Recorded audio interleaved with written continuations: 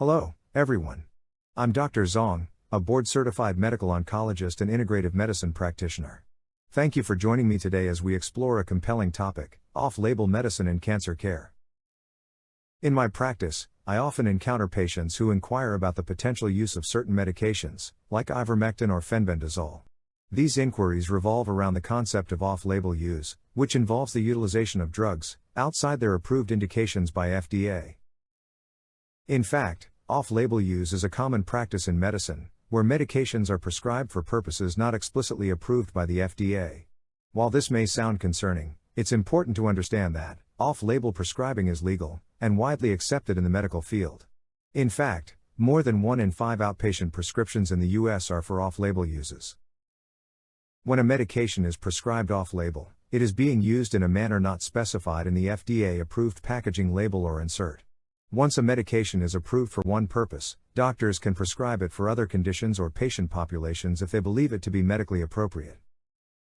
For example, let's consider the drug prazosin, which is FDA-approved for treating hypertension.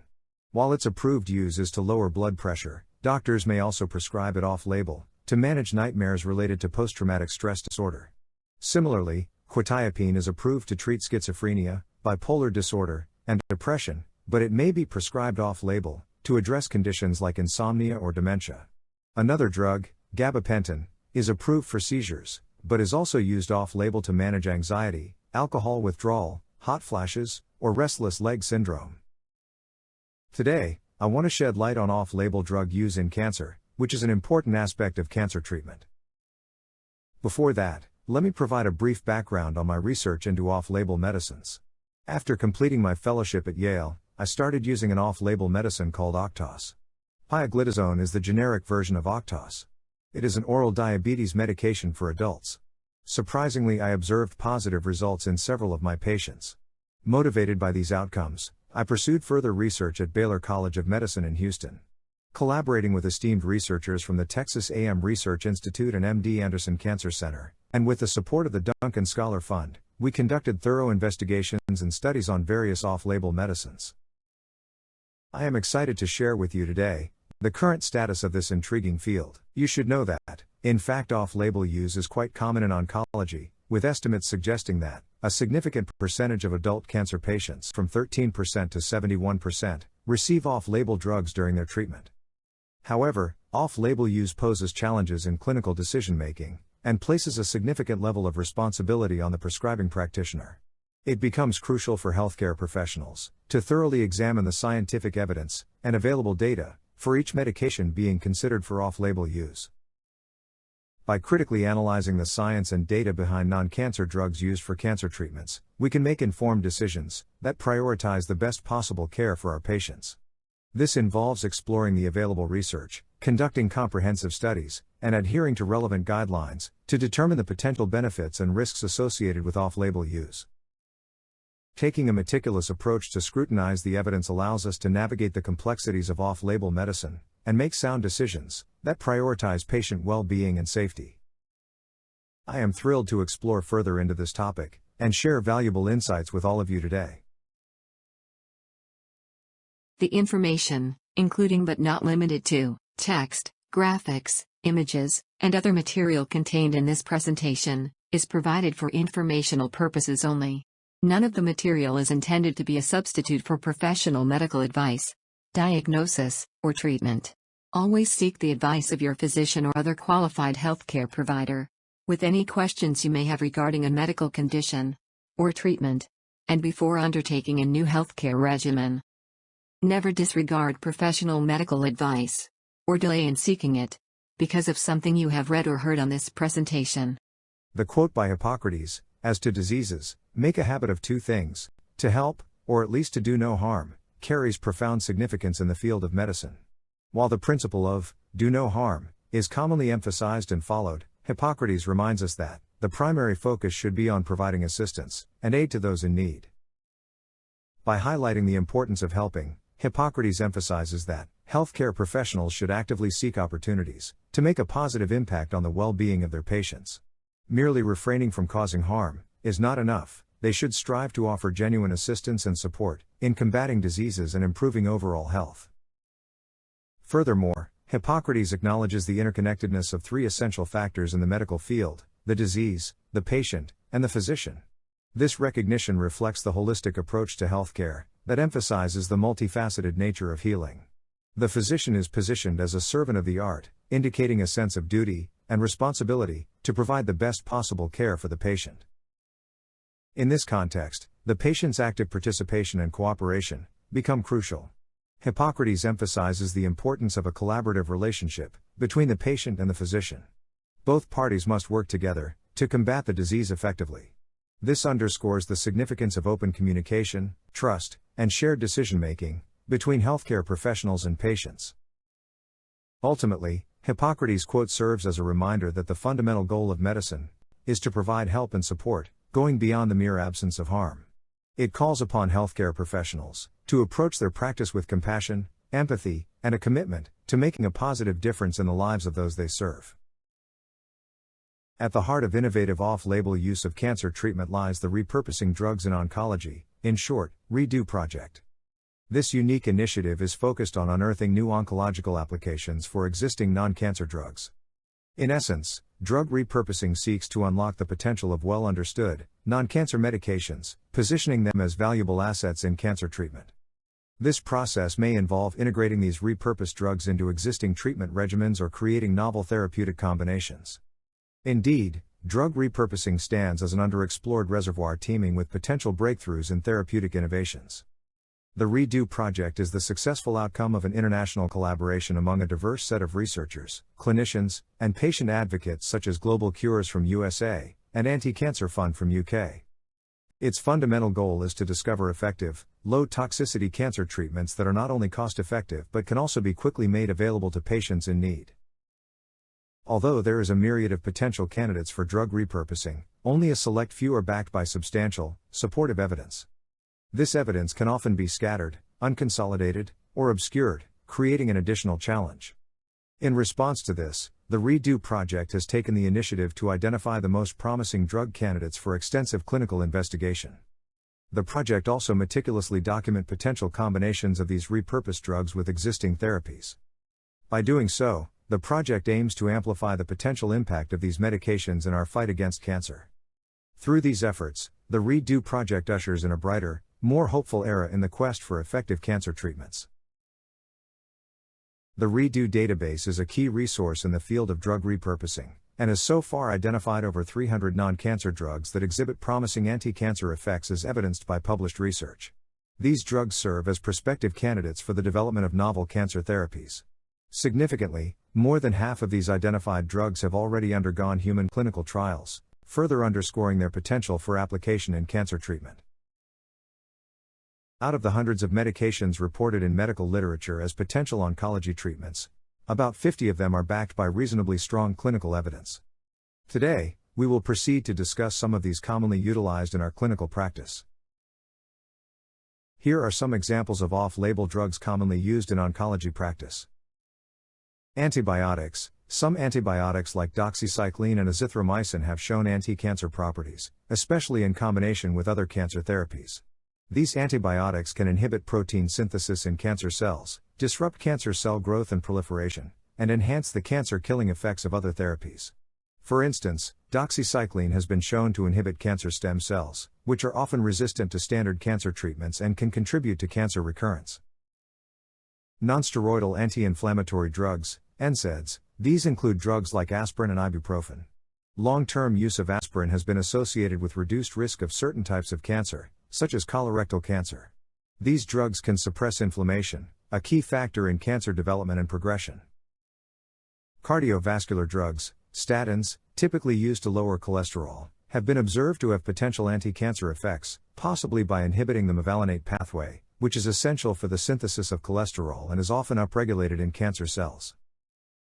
Antidepressants. Certain antidepressants, such as tricyclic antidepressants and selective serotonin reuptake inhibitors, SSRIs, have been reported to possess anti-cancer properties, potentially through mechanisms such as inducing apoptosis, programmed cell death, and inhibiting angiogenesis, the formation of new blood vessels that feed cancer cells. Antidiabetics. Drug S for alcohol addiction. Disulfiram, a drug used to support the treatment of chronic alcoholism, has shown promising results in preclinical studies as an anti-cancer agent. Its proposed mechanism involves the inhibition of the proteasome complex in cancer cells, leading to cell death. Each of these drugs targets different hallmarks of cancer, including resisting cell death, inducing angiogenesis, activating invasion and metastasis, enabling replicative immortality, evading growth suppressors, and deregulating cellular energetics. Let's start by exploring the science behind off-label medicines and their mechanisms of action. Metabolic studies have revealed that cancer cells can have diverse nutrient preferences, and they are not always predictable. For instance, certain subsets of cancer cells exhibit metabolic plasticity, enabling them to switch between or utilize both glycolysis, the breakdown of glucose, and mitochondrial respiration, energy production within the mitochondria. On the other hand, some cancers may rely more heavily on mitochondrial respiration. Given this complexity, it becomes crucial to use a combination of off-label medications, in a cocktail approach to target all possible pathways, involving glucose, fat, and amino acids. Jane McClellan Metro Map provides a visual representation of this approach, showcasing the combination of medications used to inhibit specific pathways. Glucose pathways can be targeted by medications such as statin, metformin, doxycycline, and niclosamide. The fat pathway can be inhibited using statin, dipyridamole, doxycycline, and hydroxychloroquine. Additionally, the glutamine pathway can be blocked using metformin, doxycycline, niclosamide, and dipyridamole. By utilizing a combination of these off-label medications, it becomes possible to simultaneously target multiple pathways involved in glucose, fat, and glutamine metabolism. This approach aims to disrupt the metabolic processes necessary for cancer cell survival and proliferation. The impact of off-label medicines on cancer biology extends far beyond metabolic reprogramming and the use of Metro Map. With an ever-increasing volume of medical data, hundreds of off-label medicines have been found to affect the complex interplay of cancer phenotypes and genotypes, commonly referred to as the hallmarks of cancer. For instance, the anthelmintic drug Niclosamide has demonstrated anti-cancer effects by modulating signaling pathways, such as Wnt, STAT3, and NF-kappa-APA-B, which are hallmark pathways involved in cancer invasion and metastasis. Inflammation, recognized as a hallmark of cancer progression, has been targeted with drugs like aspirin, leading to inhibition of inflammation and regression of cancer. Interestingly, some compounds have shown unexpected ways of killing cancer cells, exhibiting anti-cancer effects by interacting with previously unrecognized molecular targets. For example, several diuretics were found to affect genome instability, and drugs like compazine and thorazine were shown to suppress TERT, and therefore reduce replicative immortality. Moreover, digoxin selectively killed senescent cancer cells. Furthermore, several off-label medicines, including disulfiram, metformin, doxycycline, and Itraconazole, have been identified to specifically target cancer stem cells, which play a crucial role in cancer progression and drug resistance. These findings highlight the diverse mechanisms through which off-label medicines can impact cancer cells. They may interact with known pathways, or target previously unknown molecular targets within the cells. It is important to note that further research is needed to fully understand the precise mechanisms of action for these off-label medicines and their potential clinical applications. Let's start with Benzimidazole anthelmintics. These medications have a chemical structure of benzimidazole and exhibit broad anthelmintic activity. They are widely used in both human and veterinary medicine to control internal parasites. Since their introduction in the 1960s, benzimidazole anthelmintics have gained popularity worldwide due to their effectiveness and affordability. One notable advantage of benzimidazole anthelmintics is their favorable tolerability profile, with no severe side effects reported. Their extensive use over several decades provides a solid foundation for their safety in human patients. Mechanistically, benzimidazole anthelmintics exert their action by selectively binding to beta-tubulin proteins found in parasitic worms. This interaction leads to the immobilization and subsequent death of the worms. Given their specific interaction with microtubules, benzimidazole anthelmintics have garnered interest as potential anti-tumor agents. Researchers have extensively studied their ability to disrupt tubulin polymerization, paving the way for drug repurposing in the field of oncology. In this discussion, we will focus on the anti-tumor effects of three benzimidazole anthelmintics, commonly used in human or veterinary practice: albendazole, mebendazole, and fenbendazole. As we just mentioned, benzimidazoles function by selectively binding to beta-tubulin in parasitic worms, leading to their paralysis and subsequent death. Furthermore, they have demonstrated effectiveness in combating cancers that exhibit resistance to paclitaxel and doxorubicin. The anti-tumor effects of benzimidazole manifest through several mechanisms, including inhibition of cancer cell viability, migration, and invasion. Reduction in colony formation, an essential part of cancer proliferation. Disruption of tubulin polymerization, impacting the structural integrity of the cells. Induction of apoptosis and autophagy, leading to programmed cell death.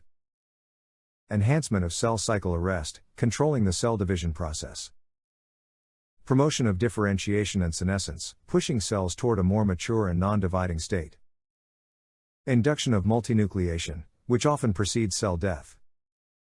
Reduction in angiogenesis, restricting the growth of new blood vessels needed for tumor growth. Inhibition of drug resistance mechanisms and cellular transporters. Impairment of glucose utilization, an essential energy source for cancer cells. However, benzimidazoles are characterized by low water solubility and poor gastrointestinal absorption, reducing their bioavailability. The good news is, co-administration with a high-fat meal may significantly enhance the absorption of benzimidazoles, potentially overcoming their bioavailability limitations. The effectiveness of albendazole has been demonstrated in early clinical trials. 36 patients suffering from refractory solid tumors were enrolled in this study. The main challenge faced was myelosuppression, which emerged as the principal dose-limiting toxicity. Participants also reported fatigue and mild gastrointestinal discomfort. However, it's noteworthy to mention that out of 24 assessable patients, 4, representing 16%, displayed a tumor marker response. Alongside this, we observed a decline in plasma vascular endothelial growth factor levels. Furthermore, albendazole was well tolerated according to the schedule tested. Based on these findings, the recommended dose for subsequent studies is 1,200 mg, administered twice daily for 14 days within a 21-day cycle. Albendazole, a commonly used antiparasitic drug, is known to have several adverse effects. These often encompass neurological symptoms such as headaches, nausea, vomiting, increased intracranial pressure, and meningeal signs. In addition to these, the drug may incite various systemic effects such as elevated hepatic enzymes, abdominal pain, reversible alopecia, fever, vertigo, and dizziness. It's noteworthy to mention that nausea, vomiting, and headaches seem to occur fairly frequently among patients. From a hematological perspective, albendazole has been associated with bone marrow suppression, albeit this is a relatively rare occurrence, reported in less than 1% of patients receiving the drug. The drug can also influence hepatic function, with mild to moderate increases in hepatic enzymes reported in approximately 16% of patients participating in clinical trials. Typically, hepatic enzymes revert to normal levels once the drug is discontinued. However, instances of acute liver failure, of uncertain causality, and hepatitis have been reported. Mebendazole has demonstrated promising preclinical anti-cancer activity against various malignancies. Preclinical studies have suggested its potential efficacy in treating colon, brain, lung, and other types of cancers. There have been case reports and ongoing clinical trials exploring the repurposing of mebendazole for colorectal and other cancer types. One such case involves a 74-year-old man with metastatic colon cancer, who received mebendazole treatment at the Department of Oncology, Uppsala University Hospital. Histopathological examination revealed a moderately differentiated adenocarcinoma with a KRAS mutation. The patient had previously undergone palliative chemotherapy, with a combination of capecitabine, oxaliplatin, bevacizumab, and irinotecan, but experienced disease progression, with new and poorly defined liver metastases, measuring up to 8 cm in diameter. The patient was then initiated on mebendazole at the standard dose of 100 mg taken twice daily. Remarkably, the patient experienced no adverse effects from the treatment. Subsequent CT evaluation showed near complete remission of the metastases in the lungs and lymph nodes, along with a significant partial remission in the liver. This case highlights the potential efficacy of mebendazole as a repurposed treatment option for metastatic colon cancer. Mebendazole has a long-standing history of use in treating local gastrointestinal parasitic infections at lower doses, typically at 100 mg twice daily for up to 5 days. For more invasive infections, such as those caused by echinococcus, significantly higher doses, around 40 mg/kg per day, have been administered over extended periods, ranging from several months to years. A phase 2 trial was conducted to further explore these potential anti-cancer effects, enrolling about 10 patients. Mebendazole was administered up to its daily maximum dose of 4 grams, but the trial did not demonstrate a clear treatment benefit. From a safety perspective, mebendazole was generally well tolerated, even at the higher dose of 4 grams per day. Despite this, all patients experienced rapid disease progression, and 4 out of the 8 patients evaluated with CT scans met the criteria, suggesting hyperprogressive disease. At present, the relationship between exposure to mebendazole and potential stimulation of tumor growth remains uncertain. Speculatively, it's possible that for mebendazole to be effective in cancer treatment, it might need to be combined with a chemotherapy drug that halts tumor growth, allowing the presumed immune effect of mebendazole time to act. However, until further clinical studies are conducted, mebendazole is not recommended as a standalone treatment for cancer. Mebendazole exhibits excellent tolerability, even when administered at high doses and for prolonged periods. However, it is important to note the potential side effects associated with its use. These may include abdominal pain, vomiting, diarrhea, fever, headache, dizziness, drowsiness, convulsions, angioedema, rash, urticaria, hypersensitivity reactions, prolonged menstrual periods, agranulocytosis, and hepatitis. It is crucial to monitor patients closely and promptly address any adverse reactions that may occur. Niclosamide is an orally bioavailable chlorinated salicylanilide, and it is an antiparasitic drug indicated for the treatment of tapeworm infections in both adults and children. It is also utilized as a molluscicide for controlling schistosomiasis. Niclosamide received FDA approval in 1982. Previously marketed in the United States under the brand name Niclosamide, Niclosamide was voluntarily withdrawn from the market by Bayer in 1996. In recent years, Niclosamide has gained attention for its potential as a multifunctional drug through drug repurposing screens, showcasing its versatility beyond its original indication. Niclosamide, derived from salicylamides, belongs to a class of potent mitochondrial uncouplers. Mitochondrial uncoupling refers to the dissociation between the generation of mitochondrial membrane potential and its utilization for ATP synthesis, a process essential for cellular energy production. As a mitochondrial uncoupler, Niclosamide disrupts the coupling between the mitochondrial membrane potential and ATP synthesis. This unique property of mitochondrial uncouplers allows them to target multiple oncogenic pathways simultaneously, making them advantageous compared to other drugs. Niclosamide has been found to activate tumor suppressor signaling pathways, such as p53, pp2a, and AMPK, while inhibiting oncogenic pathways including Wnt beta-catenin, RAS, STAT3, Notch, E2F-MYC, NF-kappa-B, and mTOR. This broad range of targets contributes to the anti-tumor effects of Niclosamide. Additionally, Niclosamide has been found to inhibit androgen receptor splice variant 7 or ARV7. ARV7 is a splice variant of the androgen receptor AR that has been implicated in resistance to androgen deprivation therapy in prostate cancer. Overall, Niclosamide's ability to act as a mitochondrial uncoupler, modulate oncogenic pathways, and activate tumor suppressors makes it a promising candidate for cancer treatment with potential advantages over other therapeutic agents. The usual dose of Niclosamide for adults is 2 grams on day 1, followed by 1 gram once daily for 6 days. In the context of arthritis, Niclosamide has been repurposed with a dose of 1,000 mg per day for 8 weeks. For COVID-19 treatment, Niclosamide is administered orally at a dosage of 2 grams daily for 7 days. Common side effects of Niclosamide are uncommon. These may include decreased appetite, vomiting, diarrhea, taste impairment, and dizziness. A phase 1 trial conducted by doctors from the University of California investigated the use of Niclosamide in hormone-refractory prostate cancer. The results from the trial indicate that, combining abiraterone, prednisone, and Niclosamide is safe for patients with metastatic castration-resistant prostate cancer or mCRPC. Combination therapy was well tolerated, with the most commonly reported adverse effect being diarrhea. Among the 8 patients evaluated, 5 demonstrated a positive response in terms of prostate-specific antigen PSA levels, with 2 achieving undetectable PSA levels and a radiographic response. Although this particular trial focused on mCRPC, the potential impact of the combination therapy could extend to other types of cancer. Ivermectin is one of the members of the Ivermectin family of lactone macrolides. It has a diverse range of applications. Originally discovered by Satoshi Omura and William Campbell, it was initially used as an antiparasitic agent in veterinary medicine. Over time, its use expanded to include the treatment of various parasitic infections in humans, such as river blindness, lymphatic filariasis, scabies, and head lice. Recent research has suggested that ivermectin may have potential applications beyond its established uses. In particular, studies have indicated its potential as an anti-cancer agent. Ivermectin has been found to inhibit multiple pathways involved in cancer progression.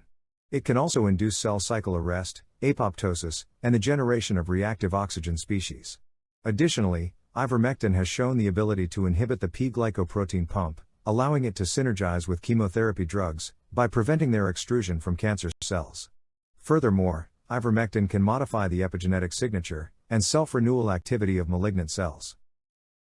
Although ivermectin has shown promising activity in preclinical models of cancer, there is currently a lack of data regarding its efficacy in treating cancer in humans.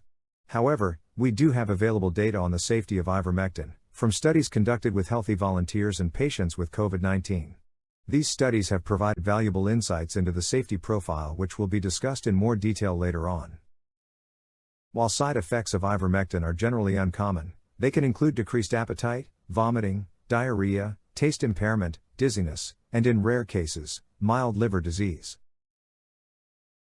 A study was conducted to evaluate the safety and pharmacokinetics of ivermectin. Pharmacokinetics is study of how the drug is processed in the body. The study was double-blind and placebo-controlled, meaning that some participants received ivermectin while others received a placebo. A total of 68 subjects were divided into 4 groups, with 3 groups receiving different doses of ivermectin, 30 mg, 60 mg, 90 mg, or 120 mg, and 1 group receiving a placebo. The study aimed to assess the safety of ivermectin, including its potential effects on the central nervous system, and to measure its toxicity. The main safety measure was the assessment of mydriasis, which is the dilation of the pupils, and it was accurately measured using pupillometry. Overall, ivermectin was well tolerated by the participants, and there were no signs of brain toxicity even at doses up to 10 times higher than the maximum dose approved by the FDA, 200 microg per kilogram. The mydriatic effect of ivermectin was similar to that of the placebo, indicating no significant difference. Adverse experiences reported by participants were similar between the ivermectin and placebo groups and did not increase with higher doses. The pharmacokinetic analysis showed that, after single doses ranging from 30 to 120 mg, the concentration of ivermectin in the body and the maximum concentration reached were generally proportional to the dose. The time it took for the drug to reach its maximum concentration was approximately 4 hours, and the half-life of the drug was around 18 hours. In the group receiving 30 mg of ivermectin, concentration of ivermectin in the body was 2.6 times higher when the drug was taken with food. In addition, the study revealed minimal accumulation of ivermectin when given every 4th day. In conclusion, this study demonstrated that higher doses and more frequent regimens of ivermectin were generally well tolerated by the participants, with no significant adverse effects. The pharmacokinetic analysis provided valuable information on the drug's concentration in the body over time. We have learned more about the safety of ivermectin from COVID-19 trials. Ivermectin has garnered attention for its potential use in the treatment of COVID-19. Recent studies have investigated its effectiveness in combating the virus and its impact on disease outcomes. The study aimed to evaluate the effect of administering a higher dose of ivermectin, 600 g/kg, daily for 6 days, compared to a placebo, on the time to sustained recovery in outpatients with COVID-19. Some adverse events, such as cognitive impairment, blurred vision, light sensitivity to the eye, photophobia, dizziness, and asthma, were reported more frequently in the ivermectin group, compared to the placebo group. Although ivermectin has been extensively used as an antiparasitic, and has shown potential in treating other diseases, such as viral infections, it is surprising that there have been no reported clinical studies or trials exploring its effectiveness against cancer. However, there is a case report involving 3 children with acute myeloblastic leukemia, who were heavily pretreated and had refractory disease. In this report, ivermectin was administered at a dose of 1 mg/kg either alone or in combination with chemotherapy RSC. 2 of the patients showed clinical improvement, with one experiencing durable and stable disease and the other achieving a complete hematological response. The third patient, who received ivermectin alone, did not show any response. Although these findings are anecdotal, they suggest that ivermectin can be safely administered at higher doses, 5 times the FDA recommended dose, and may exhibit efficacy when combined with chemotherapy agents. However, more research is needed to determine the potential of ivermectin as a cancer treatment, and to establish optimal dosing regimens and combinations with other therapies. Doxycycline is a broad-spectrum antibiotic from the tetracycline class. It was patented in 1957 and became commercially available in 1967. It is one of the most commonly prescribed medications in the United States, with over 9 million prescriptions. Doxycycline is effective against various bacterial infections and certain parasites. It is commonly used to treat conditions such as bacterial pneumonia, acne, chlamydia infections, Lyme disease, cholera, typhus, and syphilis. Additionally, it can be used in combination with quinine to prevent malaria. Doxycycline works by inhibiting the synthesis of bacterial proteins through its binding to the 30S ribosomal subunit, which is specific to bacteria. One of the notable advantages of doxycycline is its excellent pharmacokinetics. It is well absorbed orally and has a long half-life in the bloodstream, typically ranging from 18 to 22 hours, when administered at the standard dose of 200 mg per day. The adverse effects of doxycycline are generally mild. It can cause gastrointestinal discomfort. When taken orally without sufficient fluid or by individuals with swallowing difficulties, it may lead to piloesophagitis. However, compared to other antibiotic drugs, doxycycline is less likely to cause Clostridium difficile colitis. A side effect associated with doxycycline is an erythematous rash on sun-exposed areas of the body. This rash has been reported in 10% to 20% of individuals taking doxycycline. Studies have shown that doxycycline does not significantly increase the occurrence of all skin events, including photosensitivity, when compared to other antimalarial medications. The rash typically resolves once the drug is discontinued. Unlike some other tetracycline antibiotics, doxycycline can be used in individuals with renal impairment, providing a treatment option for patients with compromised kidney function. Doxycycline has been found to have a potential mechanism in targeting cancer stem cells. It acts as a non-toxic inhibitor of mitochondrial biogenesis, by exploiting the similarities between bacterial ribosomes and mitochondrial ribosomes, which are evolutionarily conserved. By targeting mitochondrial ribosomes, doxycycline disrupts the process of mitochondrial biogenesis, which is essential for the survival and function of cancer stem cells. This mechanism is significant, because cancer stem cells are believed to play a crucial role in tumor growth, resistance to therapy, and cancer recurrence. By specifically targeting these cancer stem cells, doxycycline may have the potential to inhibit tumor progression and improve treatment outcomes. Doxycycline has also demonstrated selectivity in killing cancer cells while sparing normal cells. A pilot study was conducted to investigate the effects of doxycycline in breast cancer patients. The study involved 15 female patients with early breast cancer, with 9 patients receiving doxycycline at a daily dose of 200 mg for a period of 14 days, while 6 patients remained untreated. The results of the study showed that most of the tumor markers remained unchanged in the patients who received oral doxycycline, except for CD44, which is a marker associated with cancer stem cell-like properties. Specifically, the levels of CD44 were reduced by an average of approximately 40%. Notably, 4 out of the 9 patients showed reductions of 50% or greater in CD44 levels. In addition, 2 patients who belonged to the HER2-positive subtype of breast cancer exhibited positivity for another stem cell marker called ALDH1. Interestingly, in response to doxycycline, one patient experienced a nearly 60% reduction in ALDH1 levels, while the other patient showed a reduction of approximately 90% in ALDH1 levels. These findings suggest that doxycycline may have an impact on stem cell markers in breast cancer. In a Phase 2 randomized trial, the therapeutic efficacy of doxycycline was investigated in patients with mycosis fungoides, the most common type of primary cutaneous T-cell lymphomas. 36 patients were randomly assigned to receive either doxycycline at a daily dose of 200 mg, or PUVA therapy, consisting of 3 weekly sessions for 12 weeks. PUVA is the abbreviation of psoralen plus ultraviolet A therapy. The study's results showed that the partial response rate achieved with doxycycline was significantly lower compared to PUVA therapy, 11.1% versus 50%. Although the response rate with doxycycline was only about 10%, it is still clinically important, considering that this study evaluated doxycycline as a single agent, and it was associated with minimal side effects.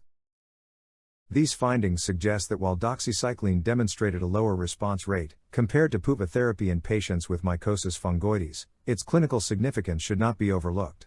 The fact that doxycycline is a well-tolerated treatment option with minimal side effects makes it a valuable consideration for patients who may not be suitable candidates for more aggressive therapies, or who prefer a less invasive approach.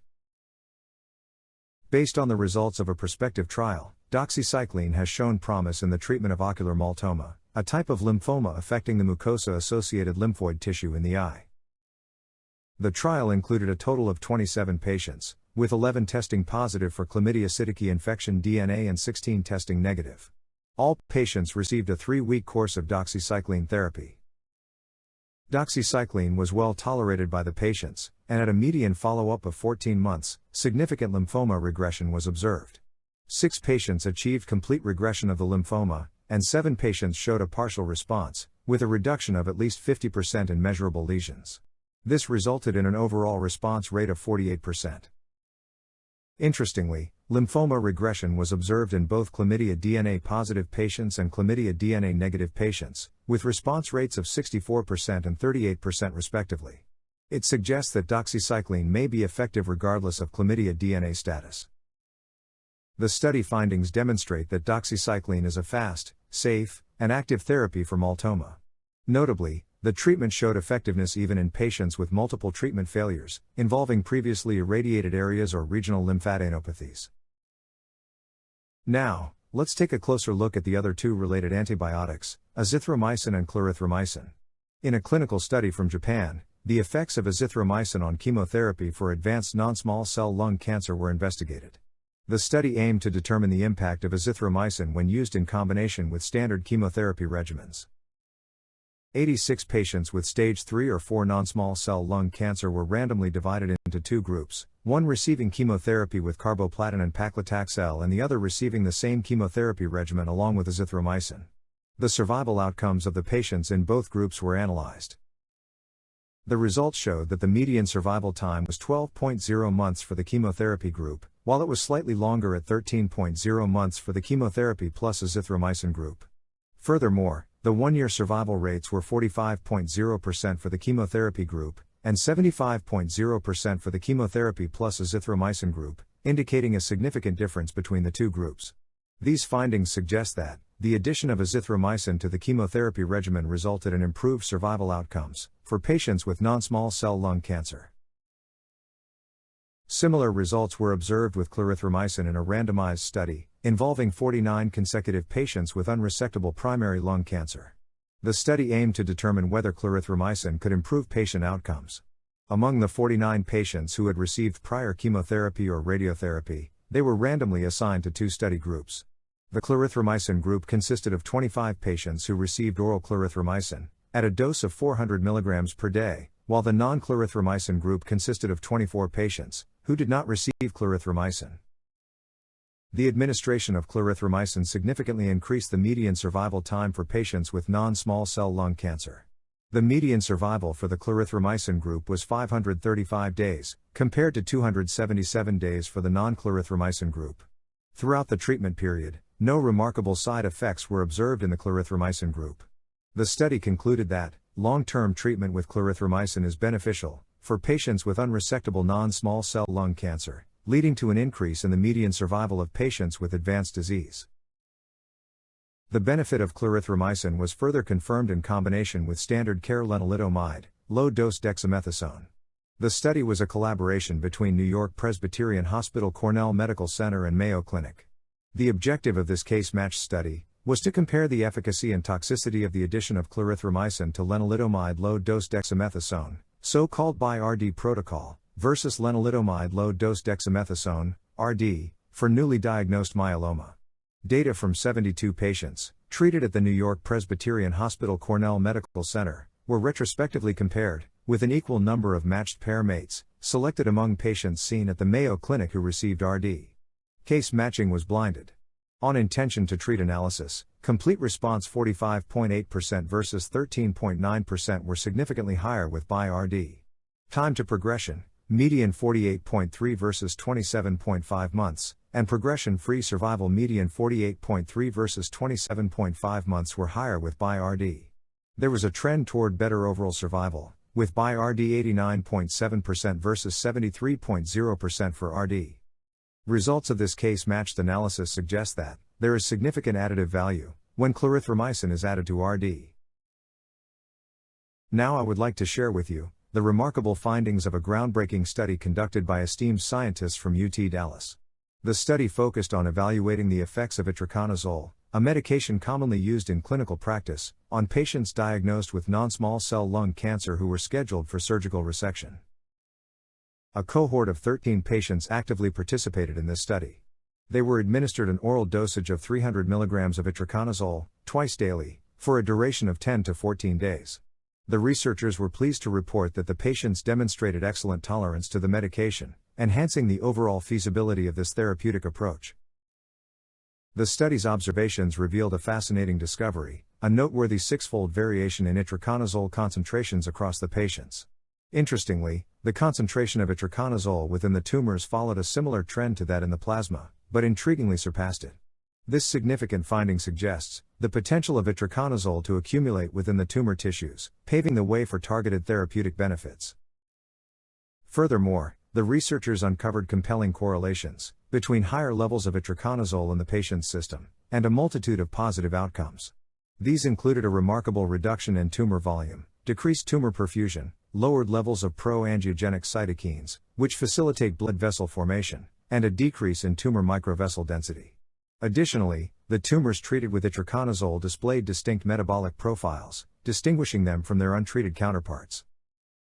In conclusion, these extraordinary findings underscore the concentration-dependent early anti-vascular, metabolic, and anti-tumor effects of Itraconazole. The study not only contributes valuable insights into the potential therapeutic benefits of Itraconazole, but also paves the way for its optimization in the management of cancer. These discoveries hold tremendous promise for improving patient outcomes and fostering advancements in the field of cancer treatment. A randomized, Phase 2 study conducted by doctors from Johns Hopkins University aimed to assess the efficacy of oral Itraconazole at different doses in men with metastatic prostate cancer. The study included 46 men who had not received chemotherapy before and had metastatic castration-resistant prostate cancer, CRPC. These participants were randomly assigned to receive either a low dose, 200 mg per day, or a high dose, 600 mg per day, of Itraconazole, until disease progression or unacceptable side effects. After 6 months, the study evaluated the prostate-specific antigen progression-free survival rates, PPFS. The results showed that in the low-dose group, the PPFS rate was 11.8%, while in the high-dose group, it was 48.0%. The study also observed a PSA response rate of 14.3%. Additionally, Itraconazole demonstrated favorable effects on circulating tumor cell counts and suppressed hedgehog signaling in skin biopsy samples. However, Itraconazole did not reduce serum testosterone level or dehydroepiandrosterone sulfate levels. Common side effects included fatigue, nausea, anorexia, rash, and a syndrome characterized by hypokalemia, hypertension, and edema. In conclusion, high-dose Itraconazole, 600 mg per day, showed modest anti-tumor activity in men with metastatic CRPC, and this effect was not attributed to testosterone suppression. Itraconazole may be a non-hormonal treatment option for patients with castration-resistant prostate cancer who prefer to delay or avoid chemotherapy.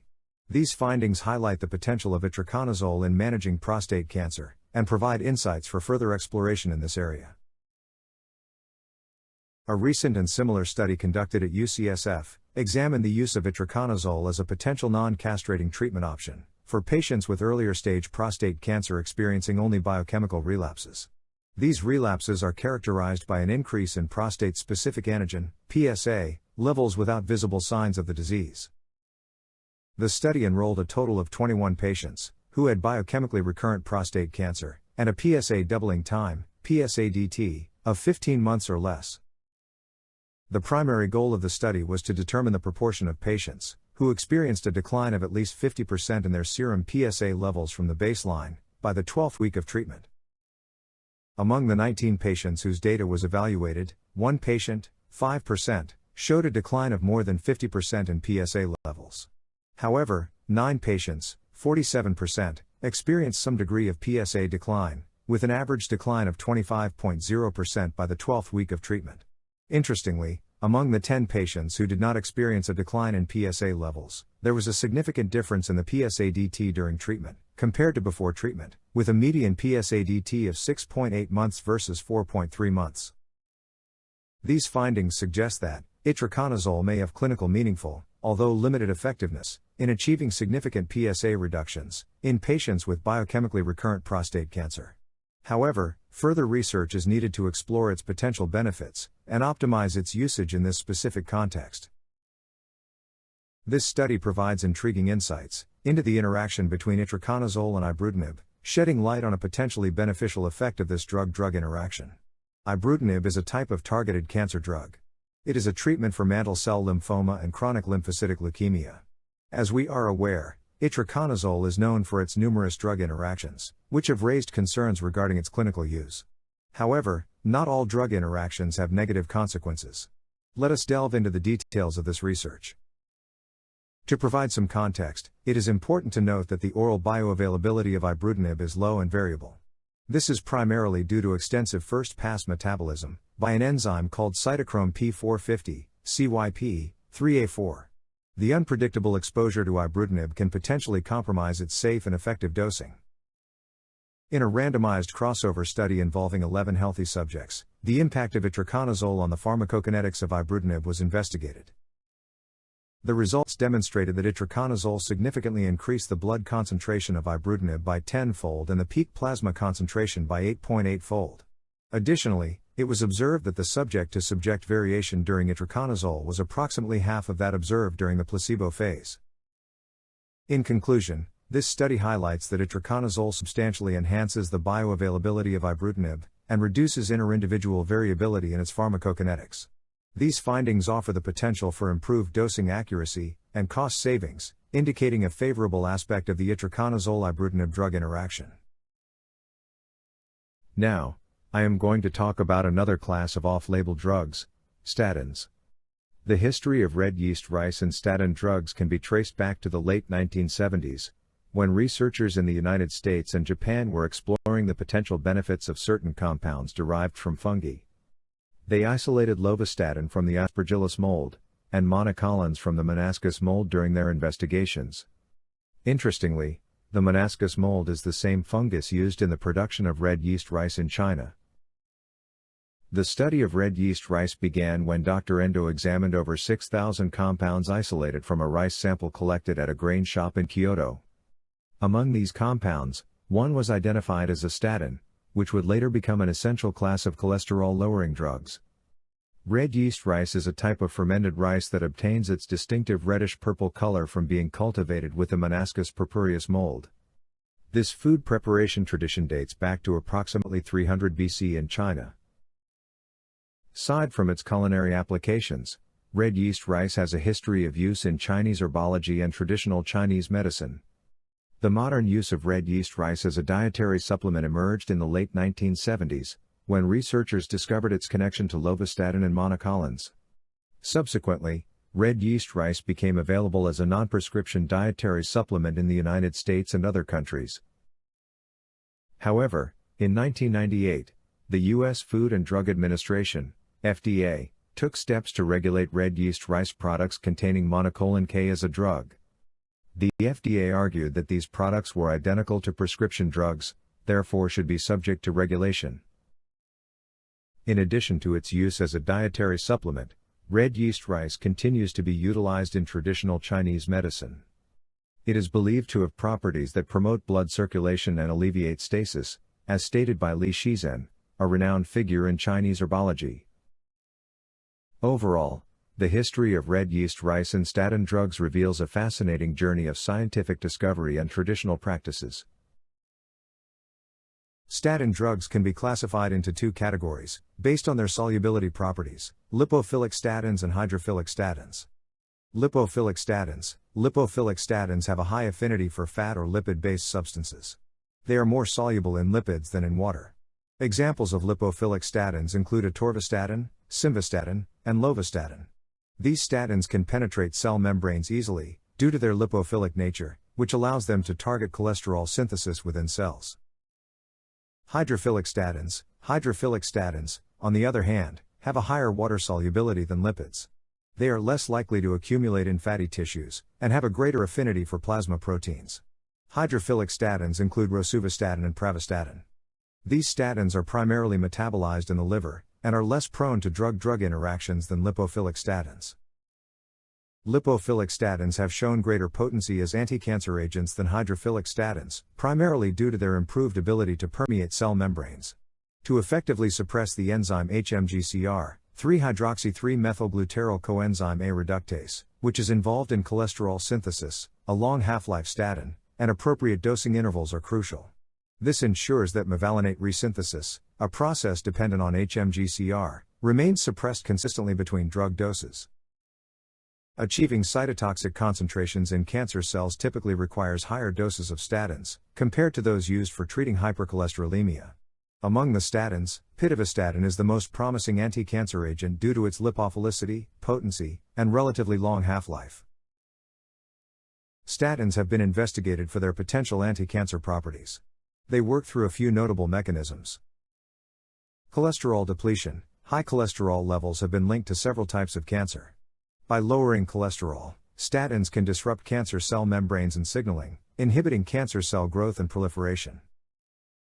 Mevalonate pathway inhibition. The mevalonate pathway is essential for producing many substances in the cell, including cholesterol and other non-sterol isoprenoids, such as geranyl pyrophosphate, GGPP, and farnyl pyrophosphate, FPP. These substances are crucial for the post-translational modification and function of small GT posases like RAS, RHO, and RAC, which play essential roles in cell proliferation, survival, and migration. By inhibiting the mevalonate pathway, statins can disrupt these processes, potentially suppressing cancer progression.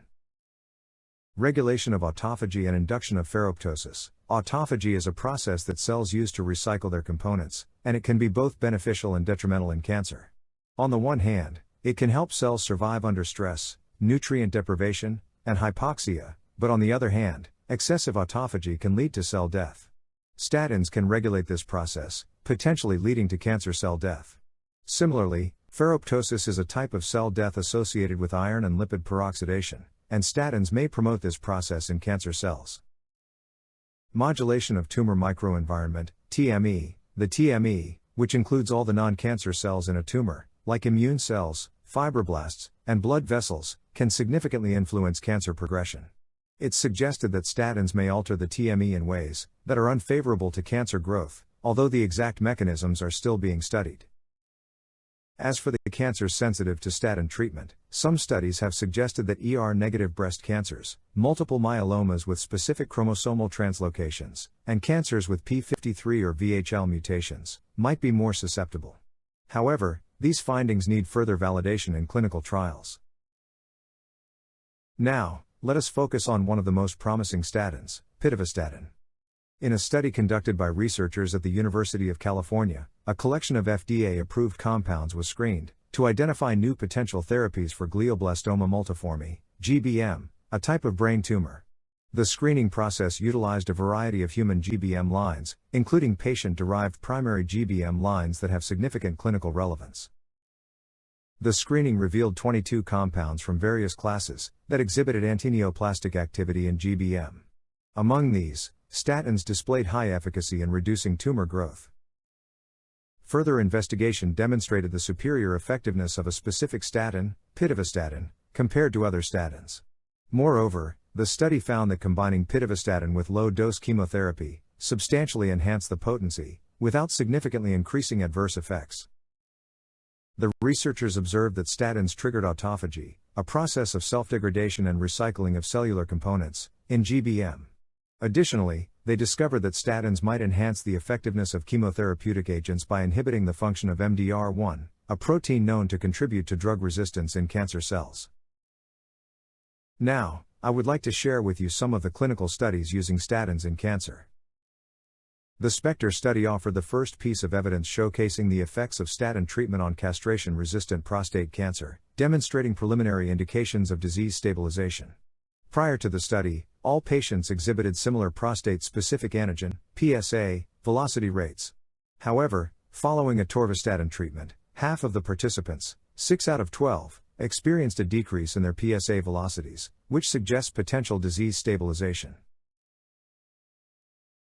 Clinical research analyzing data from 15,422 patients, diagnosed with hepatocellular carcinoma, HCC, between 2002 and 2016, registered in the VA Central Cancer Registry, revealed a correlation between post-diagnosis statin use and reduced mortality rates in HCC patients.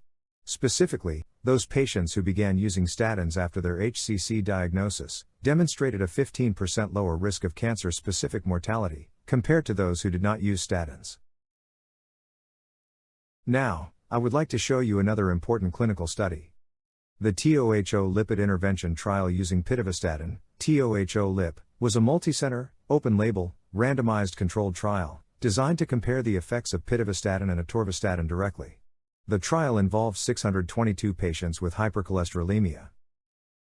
Results indicated that pitavastatin, 2 mg per day, was more effective than atorvastatin 10 mg per day, in preventing the primary endpoint, which was cardiovascular death. In addition to this, the trial suggested a potential anti-cancer effect of pitavastatin. Over a cumulative 240-week period, the incidence of new cancer cases was found to be lower in the pitavastatin group compared to the atorvastatin group, 0.32% versus 1.94%. These findings suggest that pitavastatin might not only be superior to atorvastatin in terms of managing hypercholesterolemia and preventing cardiovascular events, but it might also be more effective in preventing cancer. While liver toxicity can occur in individuals using statins, it is relatively rare, and with careful monitoring and management, statins are generally considered safe. Here's how to manage potential liver toxicity in statin users. If transaminase levels are elevated to between 1 and 3 times the upper limit of normal, ULN, but the individual shows no symptoms, it's typically safe to continue statin therapy. However, it is crucial to closely monitor liver function through regular testing. If transaminase levels rise to more than 3 times the ULN, it might be necessary to adjust the statin therapy. This can include reducing the statin dose or, in some cases, discontinuing statin therapy. During this period, it's also important to explore other potential causes of the elevated liver enzyme levels. Now, let's turn our attention to Metformin, a fascinating drug that has sparked significant research interest. Like many drug repurposing initiatives, the focus on Metformin occurred somewhat by chance. Around 2 decades ago, scientists examining the metabolic effects of Metformin in diabetic patients discovered that it inhibits complex 1, which is one member of the mitochondrial respiratory transport chain. This inhibition consequently leads to activating AMP-activated protein kinase, AMPK. AMPK is a known tumor suppressor. It controls various downstream anabolic pathways that are crucial for tumor cell growth. Additionally, researchers from Harvard have revealed that Metformin selectively targets and eradicates cancer stem cells in 4 genetically diverse types of breast cancer. However, the exact mechanism by which Metformin operates within tumor cells remains a topic of ongoing debate. Further preclinical studies suggest that Metformin exerts numerous pleiotropic effects on cancer cells. Still, it's plausible that most, if not all, of these effects are downstream consequences of Metformin's inhibition of complex 1 and subsequent activation of AMPK, rather than the drug interacting with multiple targets. In addition to these effects, Metformin has been shown to inhibit AKT-mTOR signaling and suppress fatty acid synthesis. Metformin seems to influence nearly all known hallmarks of cancer, bolstering its potential as a robust anti-cancer agent. The MANSOM study, a recent single-blinded, randomized trial, evaluated the impact of adding Metformin to standard combined hormone treatment in men with either high-risk localized prostate cancer or metastatic castration-sensitive prostate cancer. The findings indicated a notable prolongation in the time to castration-resistant disease in patients receiving Metformin, with a median of 29 months, compared to 20 months in those administered a placebo. This difference being statistically significant, p equals 0.01. This effect was particularly noticeable in patients with high-risk localized disease and node-positive disease. However, with the current follow-up duration, there was no discernible difference in overall survival. The study concluded that metformin, a safe and low-cost drug, may potentially enhance outcomes in locally advanced or metastatic prostate cancer when combined with androgen deprivation therapy, particularly in patients with low-volume metastatic prostate cancer. This is another very important study published in JAMA Oncology. The study revealed that the progression-free survival, PFS, of patients with EGFR-mutated lung adenocarcinoma can be significantly extended by supplementing tyrosine kinase inhibitor, TKI, treatment with metformin. TKI is one of the standard care treatments for lung cancer. The study involved 139 participants, all of whom were administered standard doses of EGFR TKI, including erlotinib, afatinib, or gefitinib. Among these patients, 69 also received metformin 500 mg twice daily.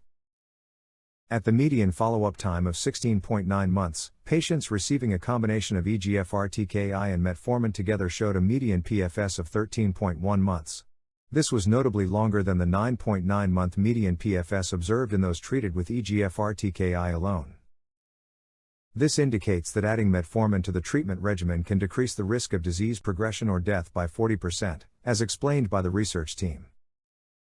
Furthermore, the group taking metformin had a significantly extended median overall survival at 31.7 months, compared to 17.5 months in the non-metformin group. There was also a higher objective response rate of 71.0% versus 54.3% in patients treated with metformin. How about metformin and chemotherapy for lung cancer? Okay, let's now examine the impact of metformin on lung cancer, when combined with chemotherapy. The study conducted at Johns Hopkins was an open-label, single-center phase 2 trial. It involves patients with advanced or metastatic non-small cell lung cancer, who had not undergone chemotherapy before. These patients were divided into two groups. One group was treated with carboplatin, paclitaxel, and bevacizumab along with metformin, while the other group received the same treatment but without metformin. This regimen lasted for 4 to 6 cycles, followed by a maintenance therapy phase involving bevacizumab, either with or without metformin, and continued until the disease progressed. The study enrolled a total of 25 patients. Among them, those in the chemotherapy plus metformin group showed a 1-year progression-free survival rate of 47%, significantly higher than the 15% historical control rate. The median overall survival duration, for patients in the chemotherapy plus metformin group, was 15.9 months, compared to 13.9 months in the chemotherapy alone group. The study observed no significant discrepancies, in terms of toxicity between the two groups. This research is the first of its kind, to demonstrate a significant improvement in the progression-free survival rate, among this patient group on chemotherapy and metformin, attributed to the use of metformin. It points towards the potential effectiveness of metformin in the treatment of advanced non-small cell lung cancer.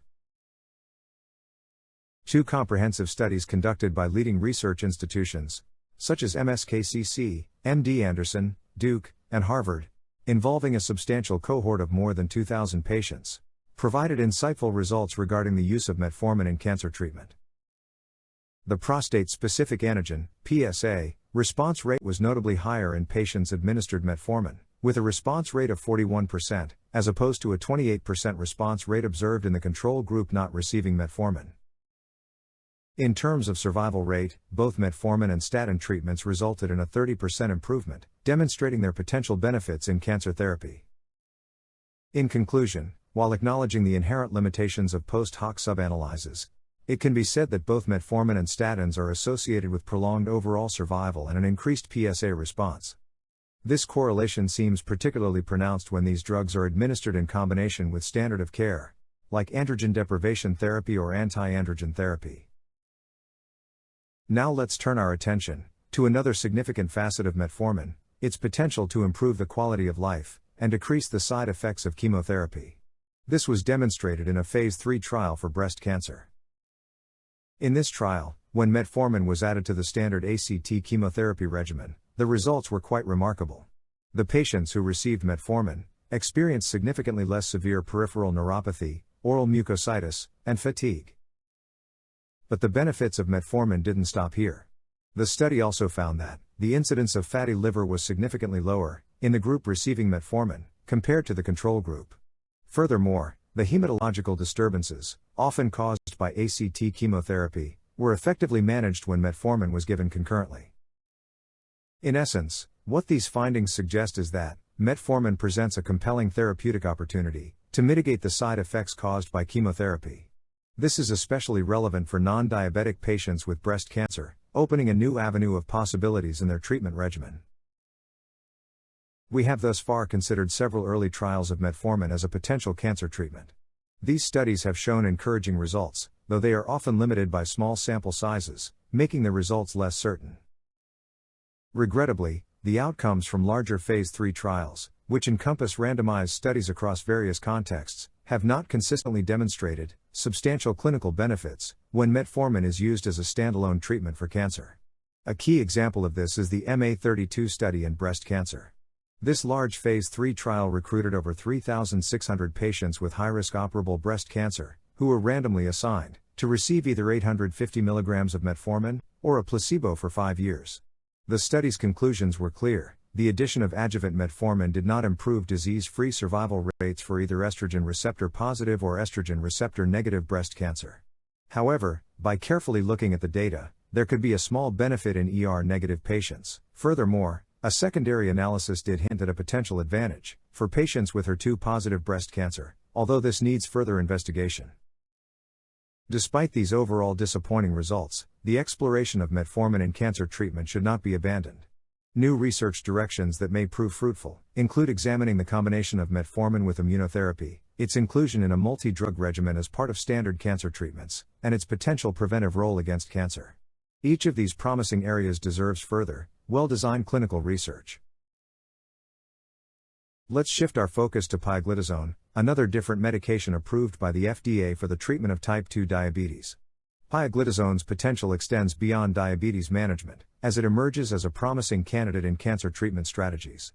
Pioglitazone belongs to a group of antidiabetic medications, called thiazolidinediones, or TZD in short.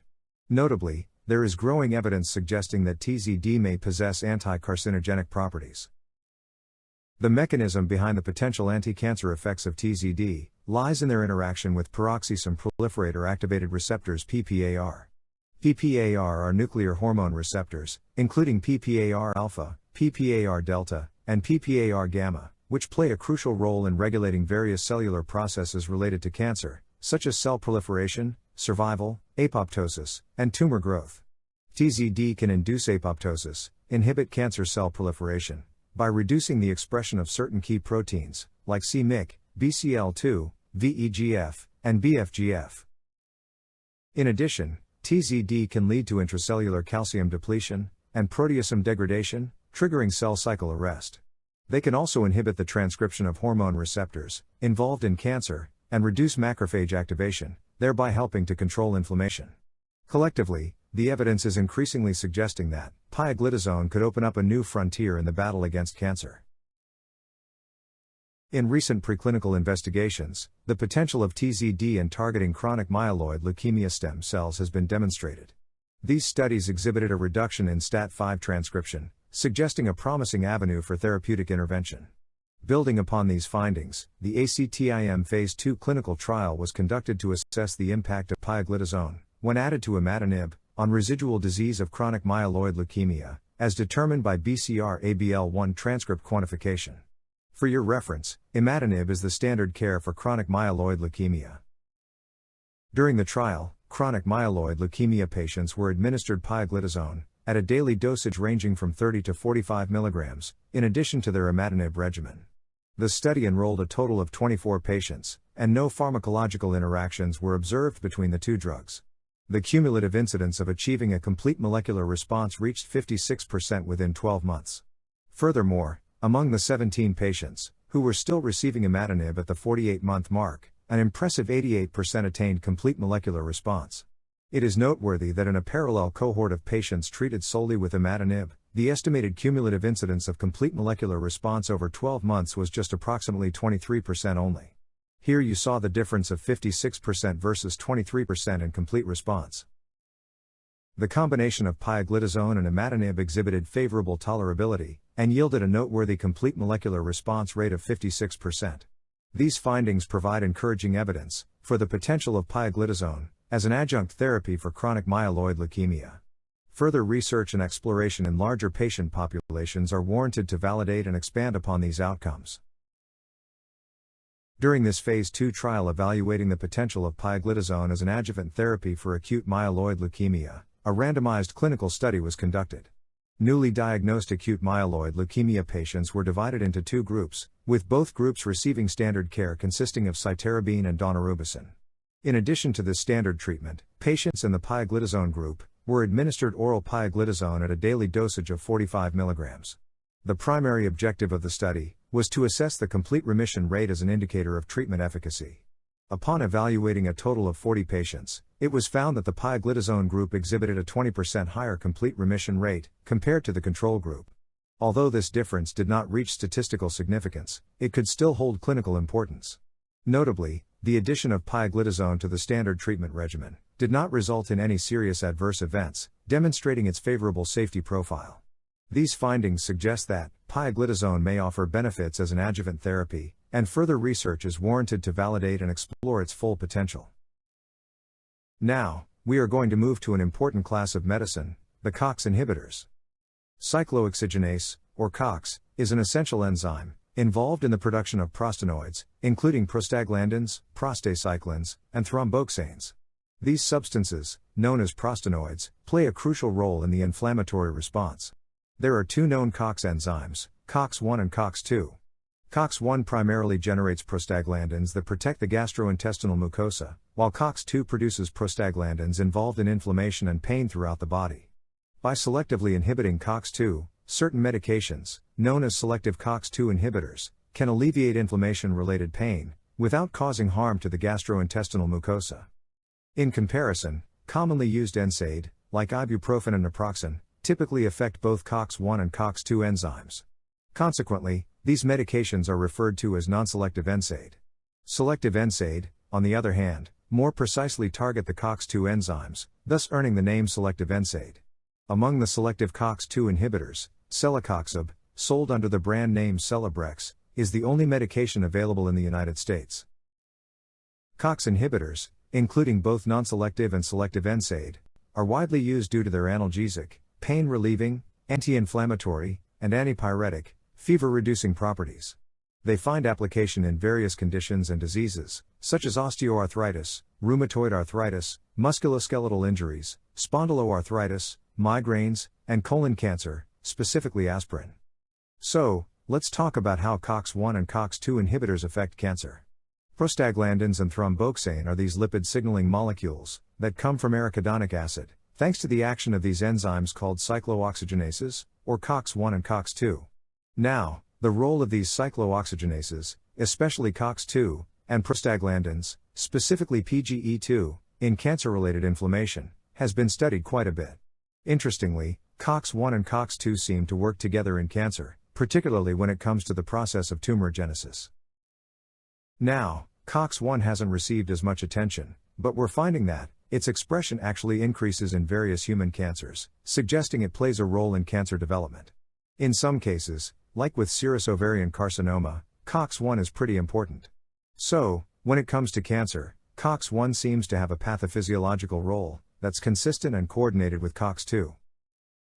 Now, let's talk about PGE2. It has an impact on tumor initiation and growth. It does this by turning off certain tumor suppressor and DNA repair genes through a process called DNA methylation. PGE2 actually increases the expression of DNMT1 and DNMT3B, which are enzymes involved in DNA methylation. Additionally, PGE2 promotes the formation and expansion of cancer stem cells. It does this by activating a pathway called NF-kappa B through the EP4, PI3, MAPK pathways. So, understanding how COX-1, COX-2, and PGE2 are involved in cancer gives us some insight into potential targets for treatment. COX-2 inhibitors have been studied quite extensively and show promise in certain cancers. Now, let's take a closer look at a specific COX-1 inhibitor, indomethacin. In a randomized Phase 2 study, a group of patients with solid tumors, a total of 135 patients, were split into different treatment groups using a computer-based algorithm. Some received a placebo, while others were given prednisolone 10 mg twice daily or indomethacin 50 mg twice daily orally. Interestingly, the patients treated with indomethacin or prednisolone maintained their performance status, meaning they didn't experience a decline in their overall functioning. In contrast, the patients in the placebo group did show decreased performance. Furthermore, the indomethacin-treated patients reported experiencing less pain, and requiring fewer additional pain-relieving medications than the other groups. But here's where it gets even more interesting. The mean survival time for patients in the placebo group was 250 days. However, indomethacin treatment significantly prolonged the average survival to 510 days. When all the patients treated with either indomethacin or prednisolone were analyzed together, the survival analysis showed that the anti-inflammatory treatment resulted in significantly longer survival, compared to the placebo group. These findings suggest that COX-1 inhibition, in this case with indomethacin, not only provided palliative support to patients with advanced solid cancers, but also influenced pathways that can ultimately impact overall outcomes. So, it appears that targeting COX-1 with indomethacin could have positive effects on both the quality of life and survival of patients with solid tumors. Let's take a look at another clinical trial involving a COX inhibitor, specifically meloxicam, and its potential to reduce recurrence in hepatocellular carcinoma, HCC. In HCC, the enzyme cyclooxygenase 2, or COX-2, is overexpressed. So, in this study, 232 patients who underwent hepatic resection, or microwave ablation, as their initial therapy were included.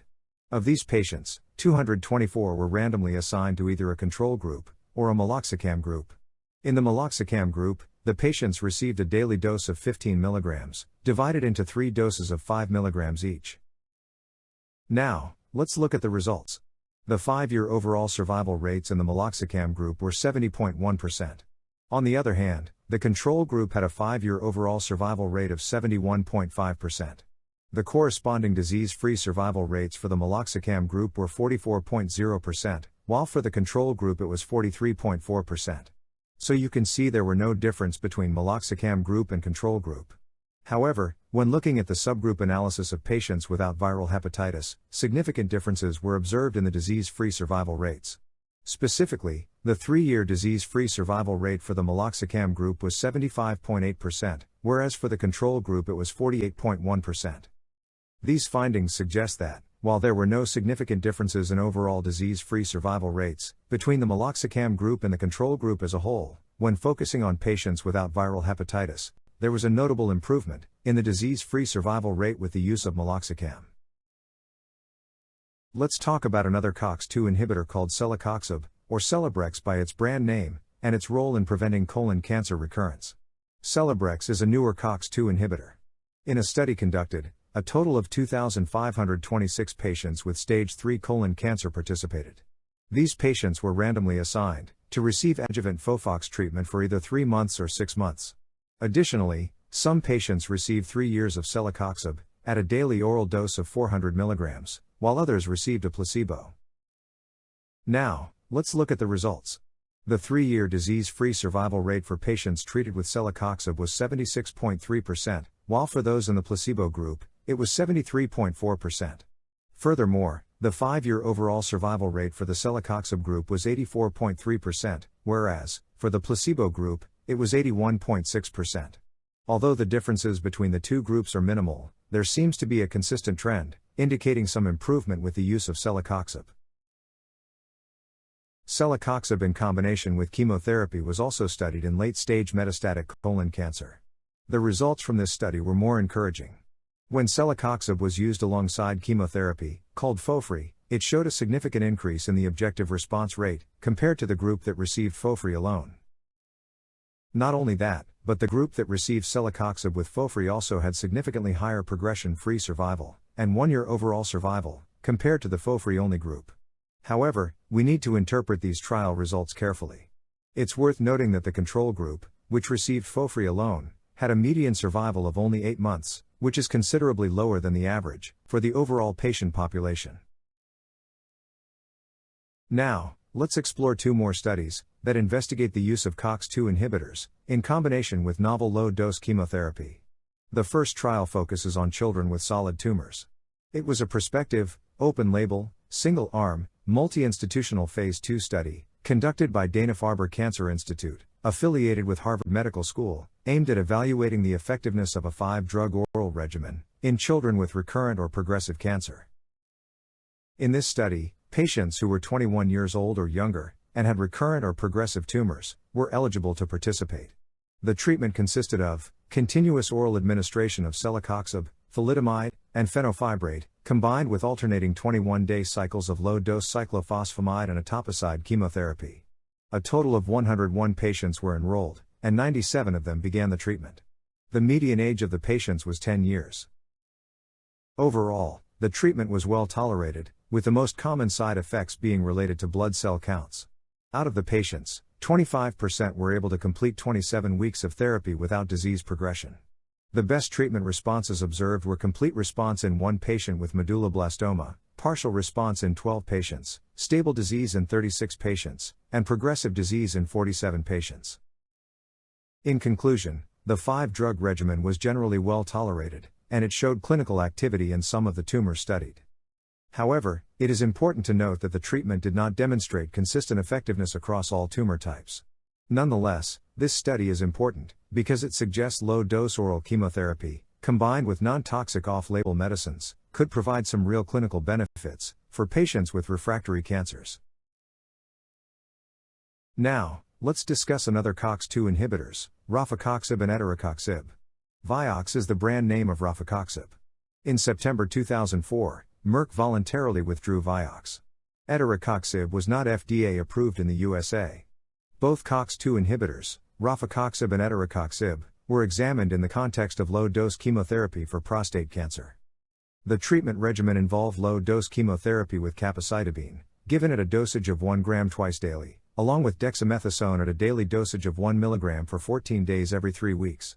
In addition, COX-2 blockade was implemented, using rofecoxib at a dosage of 25 mg, or etarocoxib at a dosage of 60 mg daily, combined with Pioglitazone at a dosage of 60 mg daily until disease progression. A total of 36 consecutive patients with metastatic, castration-resistant prostate cancer were enrolled in this study. Among the 15 patients who demonstrated a prostate-specific antigen response of more than 50%, 9 showed an objective response. The median time it took to observe a PSA response was 2.4 months. 2 of the 9 patients who responded with a PSA level below 4 Ing per milliliter showed complete resolution of skeletal lesions after 9 and 16 months, respectively. Additionally, 13 patients experienced a stable course of the disease, while 5 exhibited progressive disease. The median progression-free survival was 4.0 months, and the median overall survival was 14.4 months. In conclusion, this innovative combination therapy approach, with 2 off-label medicines and low-dose chemotherapy, demonstrated significant responses, including the resolution of skeletal lesions, in patients with castration-resistant prostate cancer. Next, I would like to draw attention to the unique property of certain non-selective COX inhibitors, such as Diclofenac, in reducing lactic acid levels. Voltaren XR and Cataflam are the brand names of Diclofenac. While the anti-cancer effects of NSAID have primarily been attributed to their inhibition of COX enzymes, there are additional COX-independent mechanisms through which NSAID exert their effects, including the inhibition of tumor cell proliferation and induction of apoptosis. Compelling evidence suggests that elevated lactate levels are associated with poor survival and the evasion of immune surveillance in cancer. More recently, Diclofenac, a non-selective COX inhibitor with preferential activity against COX-2, has been discovered to significantly reduce lactate production. Although the exact mechanism has yet to be directly proven, Diclofenac is believed to act through a new, COX-independent pathway to restrict lactate production. This is evident as acetylsalicylic acid, or aspirin, primarily a COX-1 active substance, and celecoxib, a selective COX-2 inhibitor, do not affect lactate formation.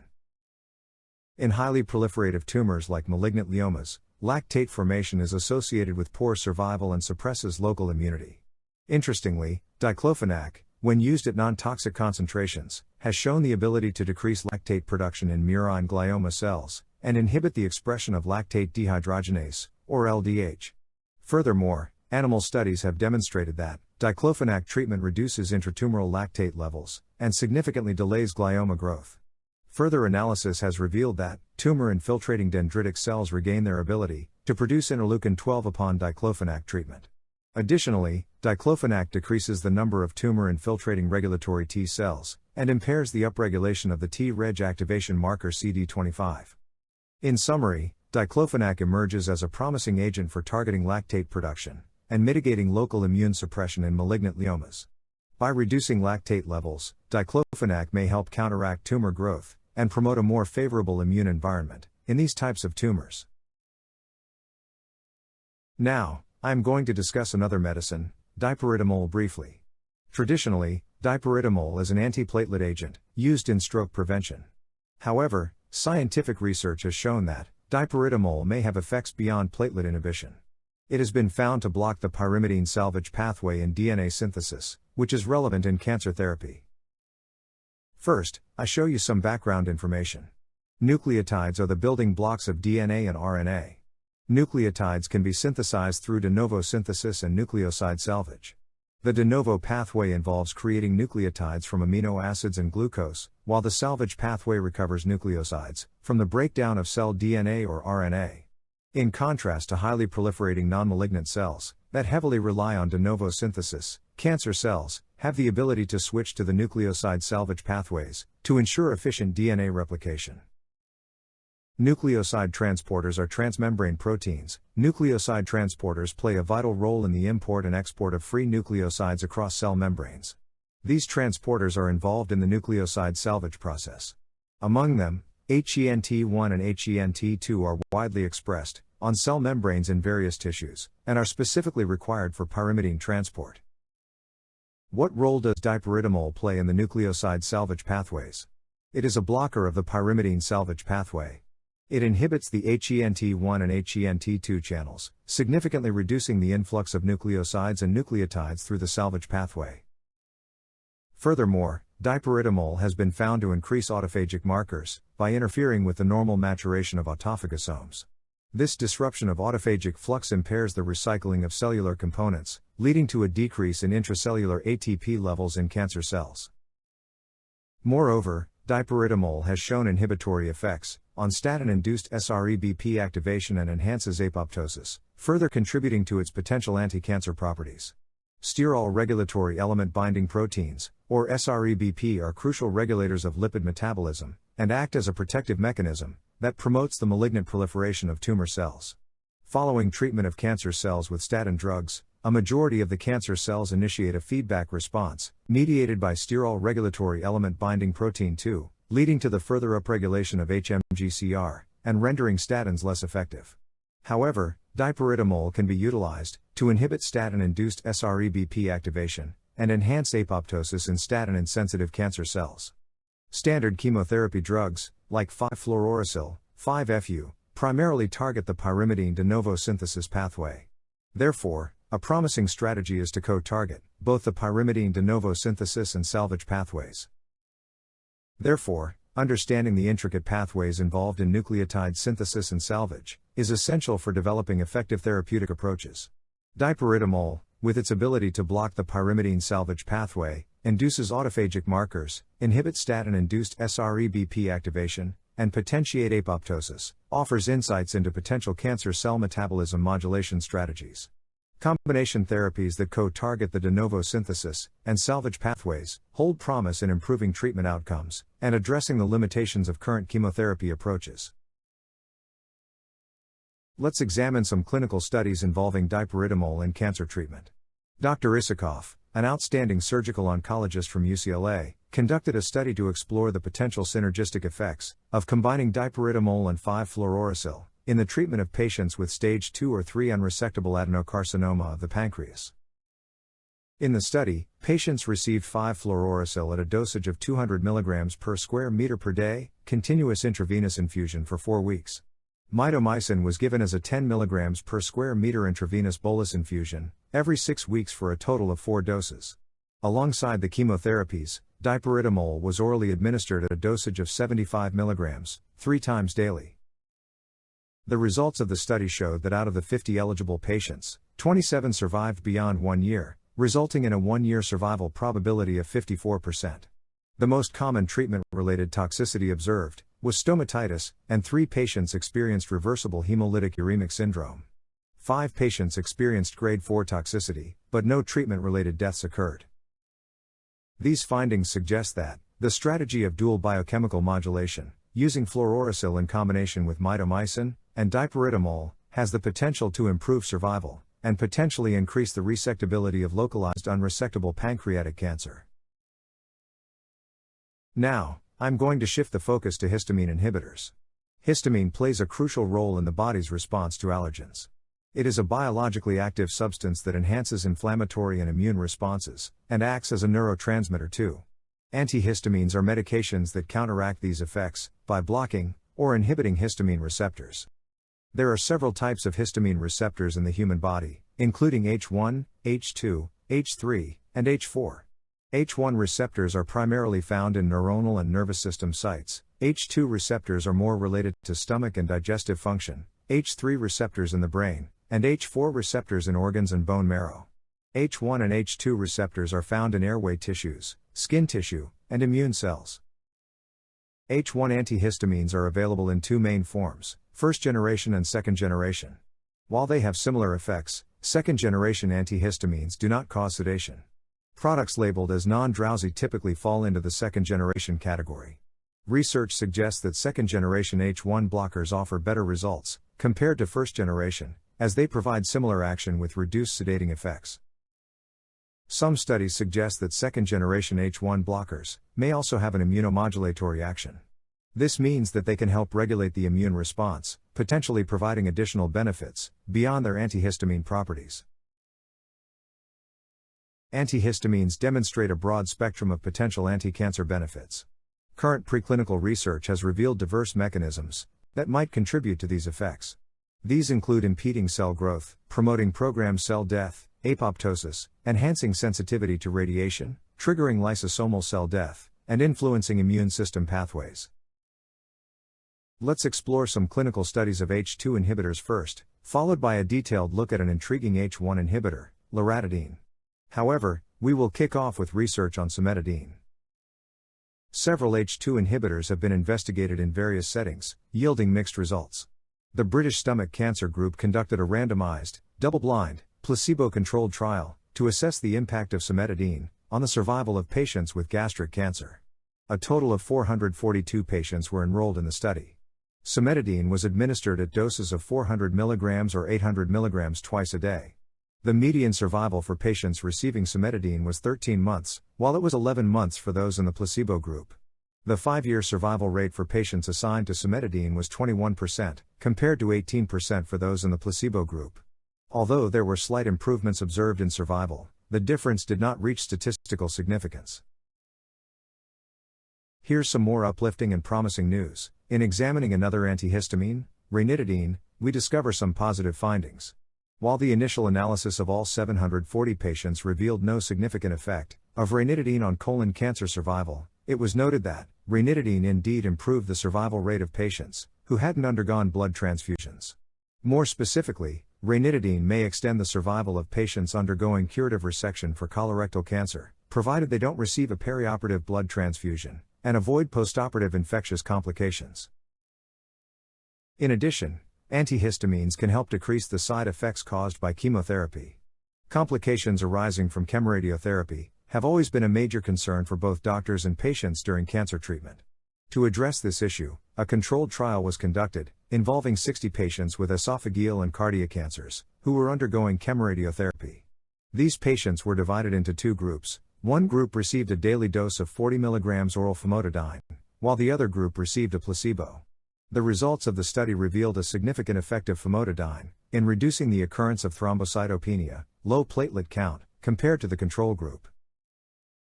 One of the recent notable studies on the immune modulation of antihistamines comes from the MD Anderson Cancer Center. Currently, it is well known that V-domain Ig suppressor of T-cell activation, in short, VISTA, or VISTA, also referred to as PD-1H, functions as a negative regulator of T-cell activation, much like other well-recognized checkpoint molecules such as PD-L1. Immune system modulation is a crucial aspect of antihistamine's role in exerting anti-cancer effects. A significant component influenced by the histamine H1 pathway is VISTA, which has been linked to immune checkpoint blockade resistance in patients undergoing immunotherapy. When individuals are treated with antihistamines, there is a decrease in VISTA expression on tumor-associated macrophages, TAM, thereby transforming the macrophages from an M2 phenotype to an M1 phenotype. This transformation leads to an enhanced immune response against tumors by T cells. The immune modulation carried out by antihistamines plays a vital role in the potential anti-cancer effects of antihistamine treatment, and there is potential for antihistamines to reverse immune resistance.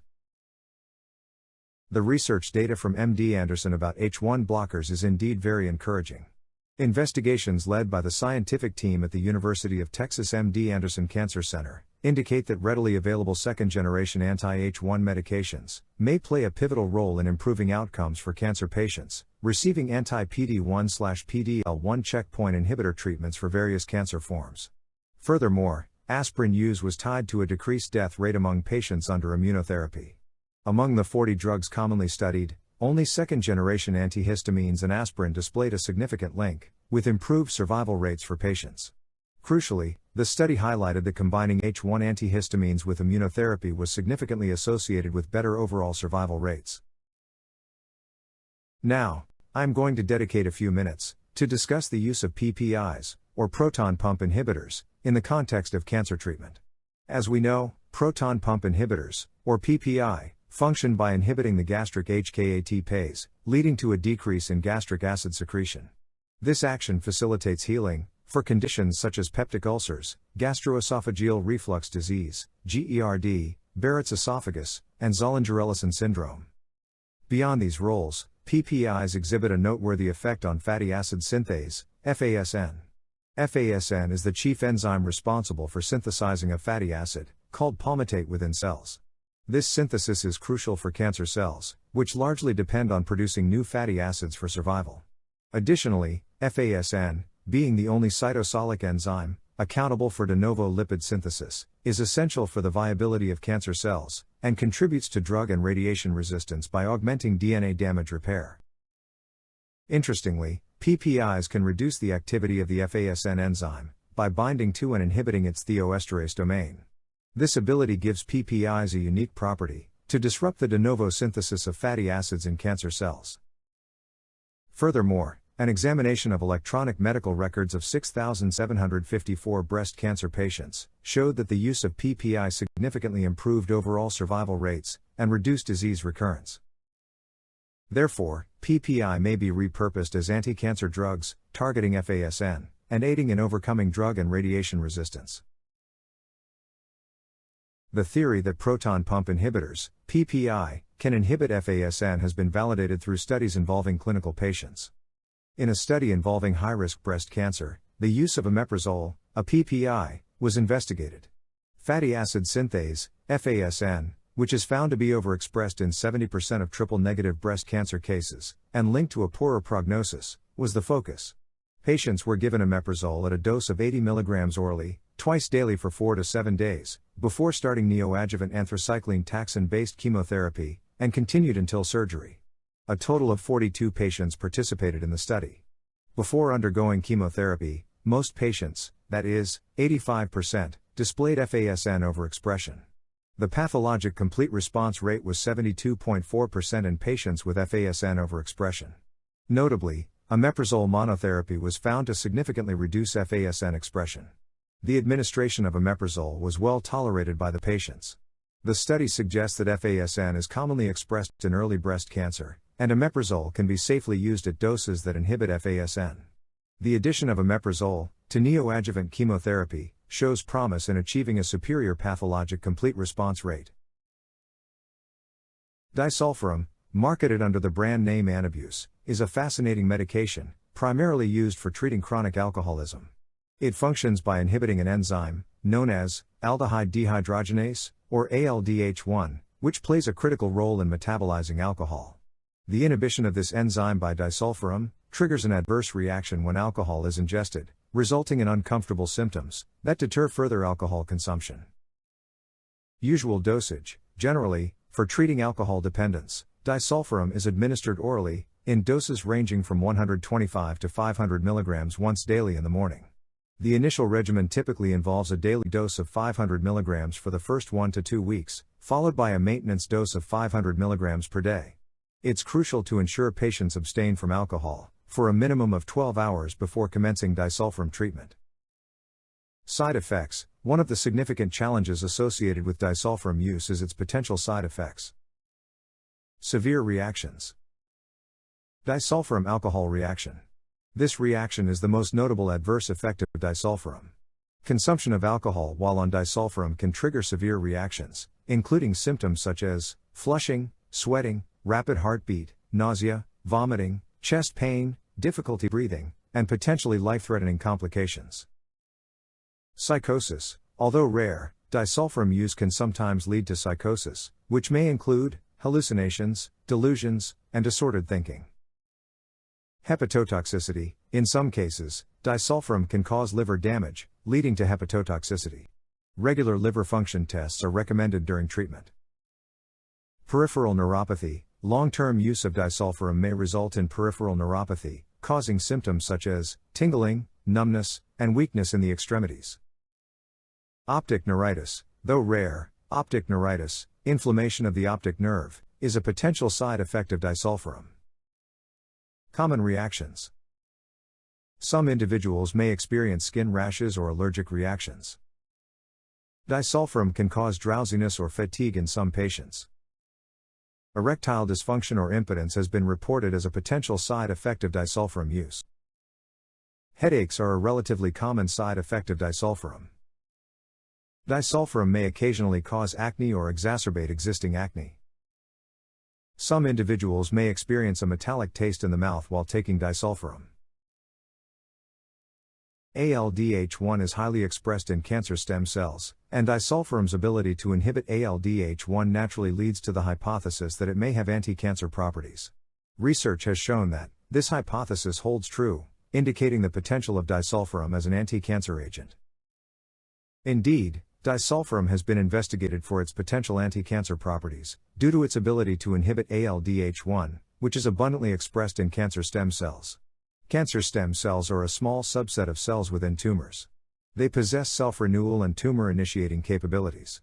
Targeting cancer stem cells is important in cancer treatment, because they are often resistant to conventional chemotherapy, and are associated with tumor recurrence and metastasis.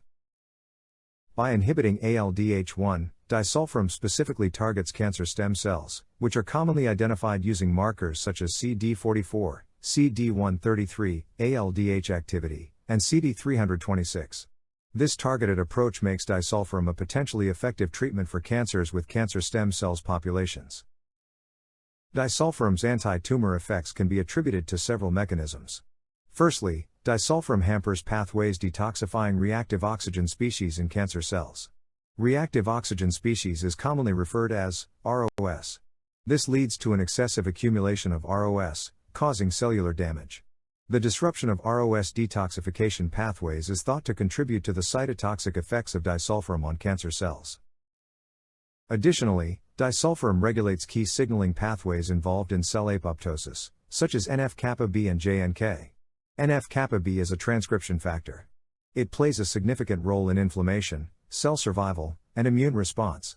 JNK is a protein kinase that regulates cellular processes, including cell death. By modulating these pathways, disulfiram can promote apoptosis, or program cell death, in cancer cells. Furthermore, disulfiram has been shown to disrupt the cell cycle, suppressing tumor cell growth.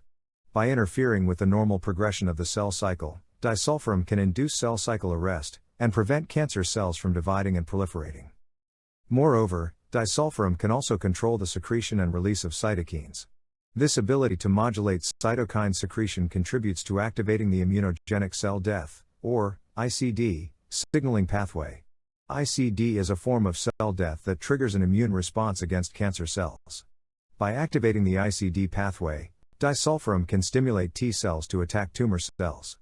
These mechanisms score the potential of disulfiram in cancer treatment, by targeting cancer stem cells, disrupting ROS detoxification, regulating signaling pathways involved in cell apoptosis, suppressing tumor cell growth, and activating the immune response against cancer cells. Now, let's take a look at an important trial conducted in Israel. The trial examined the use of disulfiram in lung cancer. This trial was a phase 2, multicenter, randomized, double-blinded study that aimed to assess the safety and effectiveness of adding disulfiram to the standard treatment of cisplatin and vinorelbine for a total of 6 cycles. Disulfiram was administered at a dose of 40 mg 3 times a day. In this study, a total of 40 patients were treated for more than 2 cycles, with half receiving disulfiram, and the other half not receiving it. The administration of disulfiram at the dose of 40 mg 3 times daily was well tolerated by the patients. The results showed that the experimental group, which received disulfiram, had a notable increase in survival compared to the control group, 10 months versus 7.1 months. Interestingly, there were only 2 patients who survived long-term, and both of the long-time survivors were in the disulfiram group.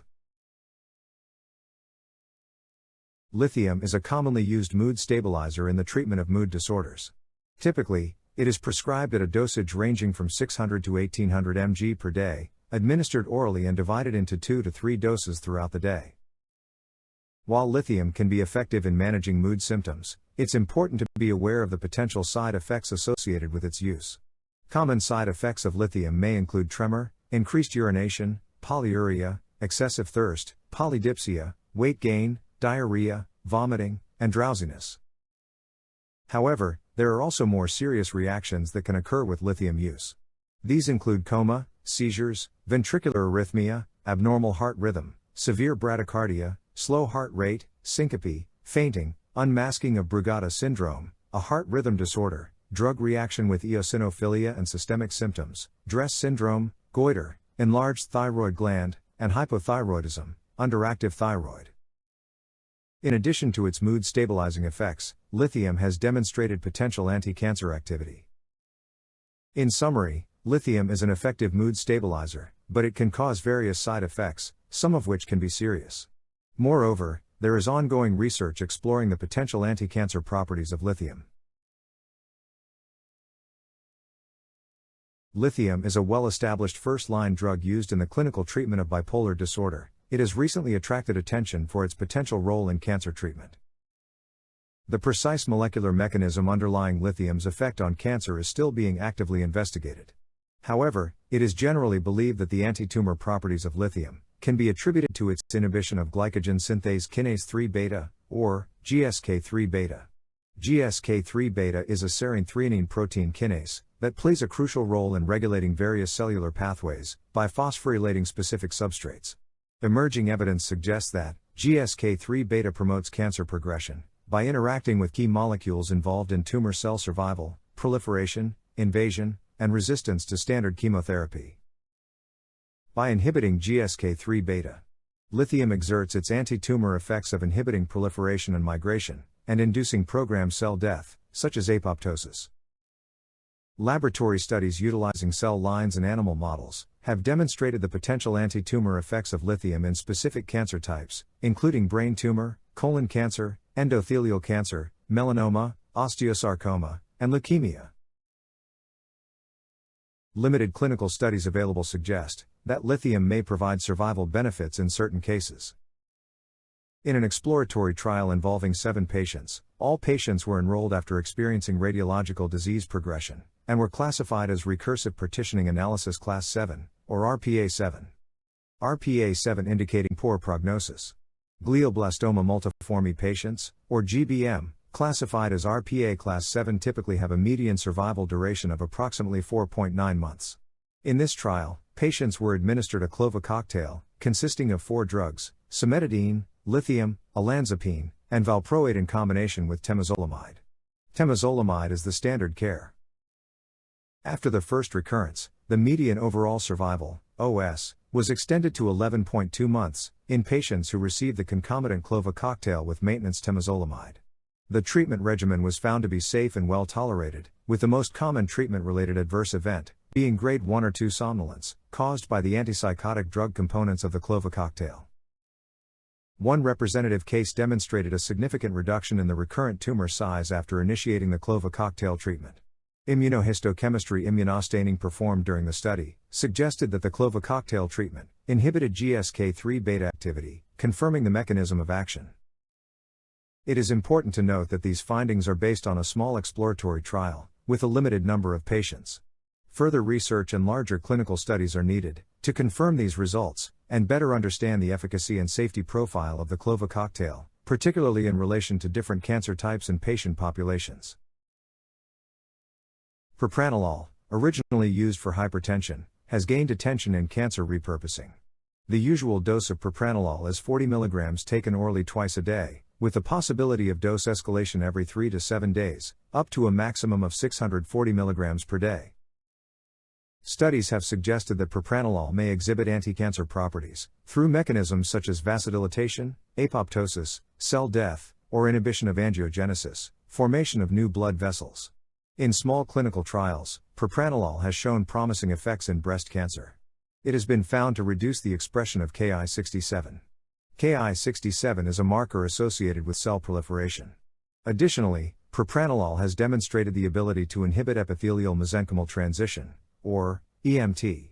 EMT is a process involved in the formation of metastases, cancer stem cell, and cancer progression. Propranolol promotes the infiltration of T cells, which play a crucial role in the immune response against cancer cells. These findings highlight the potential of propranolol as a repurposed medication in the context of cancer treatment. Now I would like to discuss two medicines, valproic acid and hydralazine. These medicines directly target epigenetic modifications to modulate gene expression patterns and have shown promising results in the treatment of certain cancers. Epigenetics is a field of study that focuses on how certain modifications can change the way genes are expressed without altering the DNA structure itself, such as through mutations. Two main types of epigenetic modifications are DNA methylation and histone modification. DNA methylation involves the addition of a chemical group, called a methyl group, to specific regions of DNA, which can influence gene activity. Histone modification, on the other hand, involves changes to the proteins called histones, around which DNA is wrapped, affecting how tightly the DNA is packaged, and thus impacting gene expression. Epigenetic modifications play a crucial role in various biological processes, including development, differentiation, and disease. They help regulate which genes are active, or inactive, in different cell types, and can be influenced by both genetic and environmental factors. Valproic acid has its effects in a couple of ways. One way is by acting on the levels of a neurotransmitter, called GABA, in the central nervous system. GABA is the abbreviation of gamma-aminobutyric acid. Another recent finding is that valproic acid can inhibit an enzyme, called histone deacetylase, or HDAC in short, particularly HDAC1, as well as other HDAC. This histone deacetylase inhibition can potentially increase gene expression that regulates processes like cell death and actions against tumors. Valproic acid is usually prescribed for seizures. The typical starting dosage is usually around 10 to 15 mg per kilogram of body weight per day, but it should not exceed 60 mg per kilogram. If the daily dose goes above 250 mg, it is given in divided doses throughout the day. To treat manic episodes in bipolar disorder, the initial dose is typically 250 mg taken 3 times daily. This dosage may vary depending on the specific situation and individual needs. It's important to note that valproic acid can have serious adverse reactions. Some of these include liver toxicity, hallucinations, suicidal thoughts, psychosis, severe skin reactions like toxic epidermal necrolysis, and Stevens-Johnson syndrome, severe allergic reactions, low sodium levels in the blood, hyponatremia, and associated syndrome, SIADH, pancreatitis, low platelet count, thrombocytopenia, low levels of all blood cells, pancytopenia, high ammonia levels in the blood, hyperammonemia, bone marrow suppression, myelosuppression, abnormally low body temperature, hypothermia, aplastic anemia, bleeding, skin rash, erythema multiforme, polycystic ovarian syndrome, brain changes resembling shrinkage, cerebral pseudoatrophy, encephalopathy, and coma. Stopping the medication suddenly can also lead to withdrawal seizures. Some common reactions that have been reported by patients using valproic acid include headache, abdominal pain, drowsiness, dizziness, low platelet count, thrombocytopenia, weakness, asthenia, nausea and vomiting, diarrhea, tremors, changes in weight, hair loss, alopecia, constipation, mood swings, emotional lability, insomnia, small purple spots on the skin, petechiae, and larger areas of bruising, ecchymosis, depression, skin rash, nervousness, changes in appetite, the elevation of liver enzymes ALT and AST, ringing in the ears, tinnitus, blurred vision, involuntary eye movements, nystagmus, sensitivity to sunlight, photosensitivity, muscle pain, myalgia, and difficulty breathing, dyspnea. Hydralazine is a medication for moderate to severe hypertension. The typical dosage ranges from 10 to 50 mg taken orally 4 times daily. There are some severe reactions that can occur with hydralazine. These include heart attack, severe low blood pressure, low white blood cell count, lupus erythematosus, peripheral neuritis, and hypersensitivity reactions. Some common reactions that have been reported by people taking hydralazine include headache, rapid heart rate, chest pain, palpitations, nausea, vomiting, and diarrhea. Regarding its mechanism in cancer, hydralazine acts as an inhibitor of DNA methyltransferases, DNMT. DNMT are enzymes that are involved in adding methyl groups to DNA, which can affect gene expression. By inhibiting DNMT, hydralazine can potentially impact DNA methylation in cancer cells, leading to changes in gene activity, and potentially influencing cancer progression. In a case series involving patients with myelodysplastic syndrome, MDS, treated in a compassionate manner, the combination of the DNA methyltransferase inhibitor hydralazine and the histone deacetylase inhibitor valproate has demonstrated preliminary efficacy.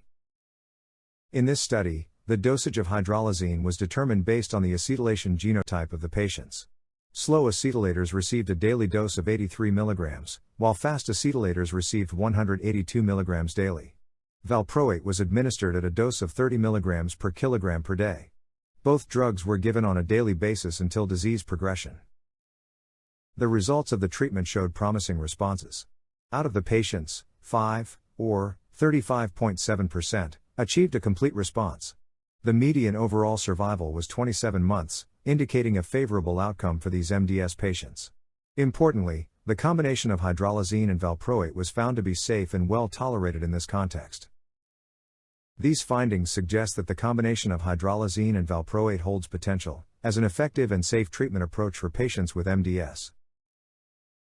A study was conducted involving 14 patients with cutaneous T-cell lymphoma, CTCL, to evaluate the effects of hydralazine and valproate as a treatment regimen. The patients received hydralazine at a daily dose of either 83 mg or 182 mg, depending on their acetylation rate, slow or rapid, along with valproate administered at a total dose of 30 mg per kilogram of body weight, given 3 times a day, in continuous 28-day cycles as part of this Phase 2 study. The results of the study demonstrated a favorable response to the treatment combination. The overall response rate was found to be 71%, with 50% of the patients achieving a complete response, and 21% showing a partial response. The duration of response was measured to be 28 months, indicating a sustained positive outcome in terms of disease control. Additionally, 13 out of the 14 patients reported complete relief from pruritus, a common symptom associated with CTCL. Notably, there were no significant toxicities of grade 3 or 4 observed during the course of the study, suggesting that the treatment combination was well tolerated by the patients. A randomized Phase 3 study, employing a placebo-controlled design, was conducted to assess the impact of adding hydralazine and valproate, HV, to cisplatin topotecan chemotherapy, in 36 patients with advanced cervical cancer. The patients were divided into 2 groups, with one group receiving HV, and the other group receiving a placebo. The dosage of hydralazine for rapid acetylators was 182 mg, while slow acetylators received 83 mg. Valproate was administered at a dose of 30 mg per kilogram of body weight. HV treatment commenced 1 week before chemotherapy initiation, and continued until disease progression. The study results revealed that the group receiving cisplatin topotecan along with HV exhibited 4 partial responses, PRs, whereas only 1 PR was observed in the cisplatin topotecan plus placebo group. The median progression-free survival, PFS, was 6 months for the cisplatin topotecan plus placebo group, while the cisplatin topotecan plus HV group had a median PFS of 10 months. It is important to note that these findings are preliminary and require further validation. Nonetheless, This study is significant, as it represents the first randomized clinical trial, demonstrating a notable advantage in terms of progression-free survival, through the use of epigenetic therapy, specifically the combination of hydralazine and valproate, when compared to one of the currently employed standard combination chemotherapy regimens in the treatment of cervical cancer. In a phase 2 trial involving 37 newly diagnosed glioblastoma patients, valproic acid, VPA, was administered as part of the treatment regimen. The patients received a dosage of 25 mg per kilogram of body weight, divided into 2 daily doses. This treatment was given concurrently with radiation and temozolomide therapy, which are standard treatments for glioblastoma. The results of the trial demonstrated promising outcomes. The median overall survival for the patients reached 29.6 months. The chemotherapy plus VPA protocol resulted in 86% of the patients being alive at 1 year after initiating the therapy, and 56% of the patients remained alive at more than 2 years from the start of treatment. These survival rates represent a significant improvement compared to previous studies, where median survival ranged from 8.6 to 19.3 months. These findings suggest that the addition of valproic acid to the standard treatment regimen for glioblastoma can yield favorable results in terms of overall survival. The prolonged survival observed in this trial indicates the potential benefit of incorporating VPA into the treatment approach for newly diagnosed glioblastoma patients. However, further research and larger clinical trials are necessary to confirm these findings and establish the optimal role of valproic acid in glioblastoma treatment. Notch1 has been identified as a suppressor of tumors and neuroendocrine tumors, NET. Previous laboratory studies using cancer cell lines have indicated that valproic acid, an inhibitor of histone deacetylase, can activate Notch1. Activation of Notch1 has been associated with decreased levels of tumor markers linked to NETs. To delve deeper into this phenomenon, a study was conducted involving 8 patients diagnosed with low-grade NET, specifically carcinoid and pancreatic tumors. These patients received an oral dose of 500 mg of valproic acid twice a day, with adjustments made to maintain the blood concentration of valproic acid between 50 and 100 micrograms per milliliter. Prior to treatment, there was no evidence of Notch1 activity in the tumors of all patients. However, following the administration of valproic acid, the activity of the Notch1 gene increased within the tumors. Out of the 7 evaluated patients, 5 demonstrated improvements in tumor markers. 4 patients achieved stable disease as the best response to the treatment. Overall, the patients tolerated the valproic acid treatment well, and no significant adverse effects were reported. These findings support the notion that valproic acid can induce Notch1 activation, leading to favorable changes in tumor markers associated with NET. This proof of concept study aimed to assess the safety and biological effectiveness of adding demethylating hydralazine and the HDAC inhibitor valproate to neoadjuvant doxorubicin and cyclophosphamide treatment in locally advanced breast cancer. The rationale behind this approach was to target the common occurrence of epigenetic alterations in breast cancer. The patients received hydralazine at a dose of 182 mg for rapid metabolizers, or 83 mg for slow metabolizers, along with valproate at a dosage of 30 mg/kg. This treatment regimen commenced 7 days prior to chemotherapy initiation, and continued throughout 4 cycles of doxorubicin and cyclophosphamide. A total of 16 patients were enrolled in the study, and all of them completed the intended treatment. Among these patients, 5, or 31%, achieved a clinical complete response indicating the disappearance of all signs and symptoms of cancer, while 8, or 50%, exhibited a partial response indicating a reduction in tumor size and cancer burden. This resulted in an overall response rate of 81%. None of the patients experienced disease progression during the study period. Of the 15 patients who underwent surgery, 1, or 6.6%, achieved a pathological complete response, indicating the absence of residual tumor. The combination of hydralazine and valproate led to DNA demethylation, inhibition of HDAC, and reactivation of genes in the primary tumors. Furthermore, it appears that the addition of hydralazine and valproate enhances the efficacy of chemotherapy in treating breast cancer. However, it is important to note that this was a proof of concept study with a limited number of patients. Epigenetic abnormalities have been implicated in the development of resistance to chemotherapy. As a result, the potential of hydralazine and valproate in treating advanced cancers that have become resistant to chemotherapy was investigated. This study conducted a phase 2 trial, where hydralazine and valproate were added to the ongoing chemotherapy regimen for patients experiencing disease progression. The results of the study demonstrated a clinical benefit in 12 out of 15 patients, that is 80%. Among these patients, 4 showed a decrease in tumor size, indicating a positive response, while 8 patients experienced stable disease. The primary observed side effect was hematologic toxicity. Furthermore, the study revealed a decrease in overall DNA methylation levels, inhibition of histone deacetylase activity, and demethylation of gene promoters. The positive clinical outcomes observed in this study, where patients who were progressing on chemotherapy were treated with hydralazine and valproate, and subsequently rechallenged with the same chemotherapy regimen, provide support for the hypothesis that epigenetic alterations in tumor cells contribute to their resistance to chemotherapy. These findings highlight the potential of targeting epigenetic modifications as a strategy to overcome chemotherapy resistance in advanced cancers. Agents with differentiating properties can potentially modify tumor growth and progression while inhibiting the spread of metastases. Phenylbutyrate is an agent known for its ability to induce differentiation, primarily by inhibiting histone deacetylase. In 1996, the United States Food and Drug Administration approved phenylbutyrate to treat urea cycle disease. More recently, in 2020, it has been repurposed for managing amyotrophic lateral sclerosis. Doctors from Emory University conducted a clinical study to evaluate the efficacy of phenylbutyrate in cancer treatment.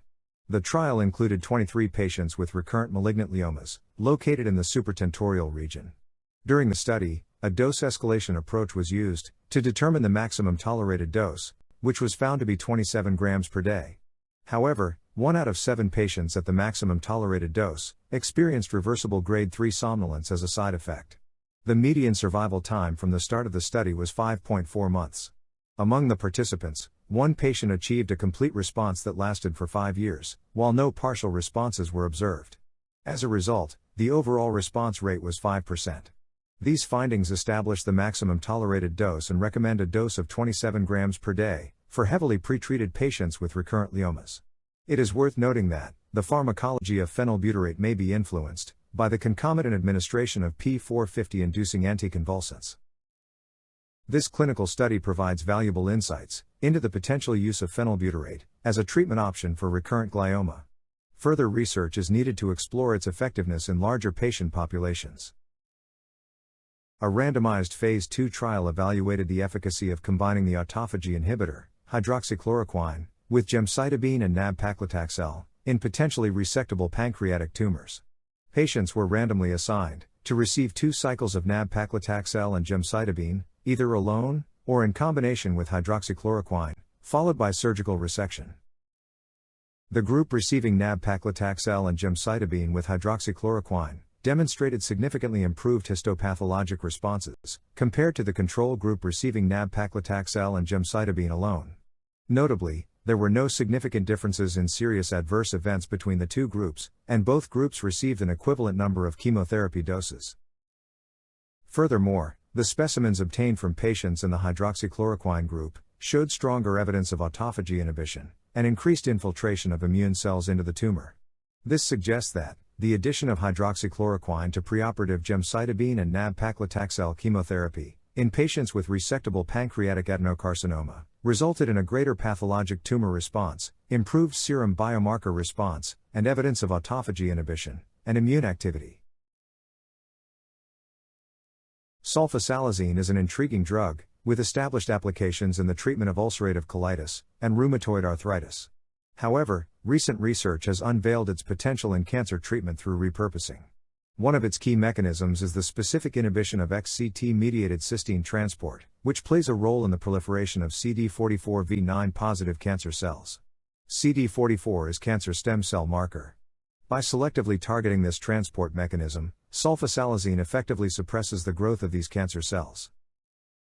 The mechanism of action involves reducing the levels of glutathione, GSH, a crucial antioxidant, which consequently leads to an increase in intracellular reactive oxygen species levels. Reactive oxygen species is commonly referred to as ROS. This elevation of ROS triggers the phosphorylation of p38 mitogen-activated protein kinase. Ultimately, this process can induce apoptosis, or ferroptosis, 2 forms of cell death. A clinical study was conducted to investigate the efficacy of sulfasalazine, in combination with cisplatin, for patients with advanced gastric cancer, who had shown no response to cisplatin monotherapy. Sulfasalazine was administered orally 4 times daily, in a treatment schedule of 2 weeks on and 1 week off, while cisplatin was given at a dosage of 60 mg per square meter every 3 weeks. Among the 15 patients enrolled in the study, none achieved an objective response.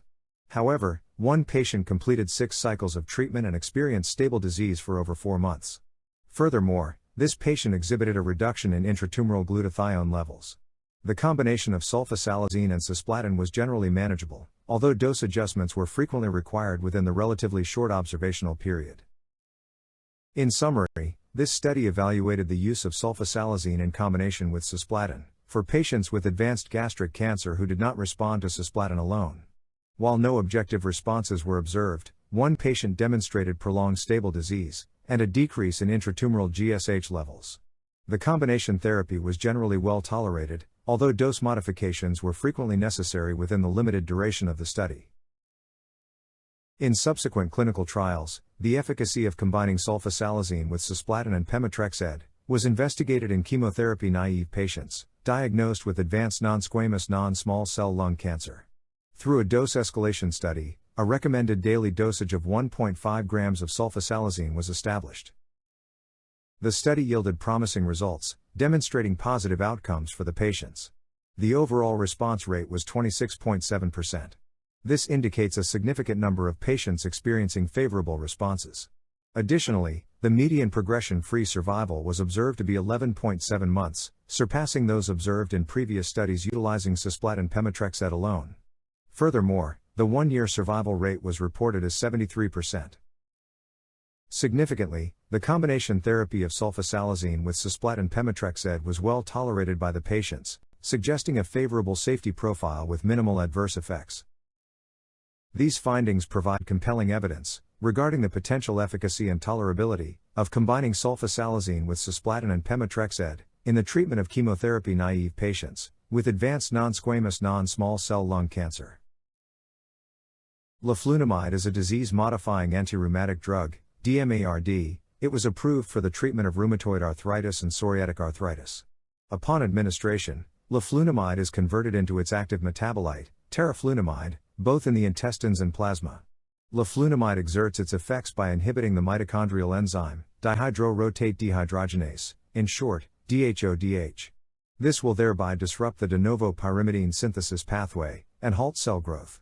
Additionally, leflunomide inhibits the activity of tyrosine kinase's platelet-derived growth factor receptors and epidermal growth factor receptor. Both are commonly expressed in tumor cells.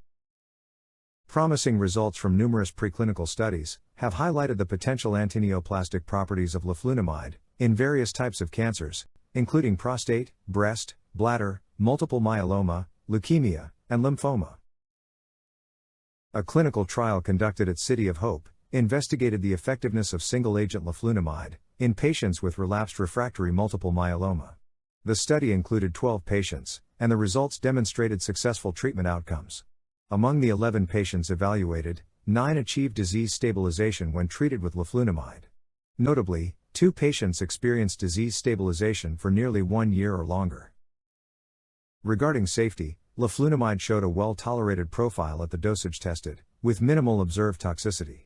Only 1 patient at the 60 mg dose experienced elevated alanine aminotransferase levels. Overall, toxicities associated with leflunomide were rare and manageable.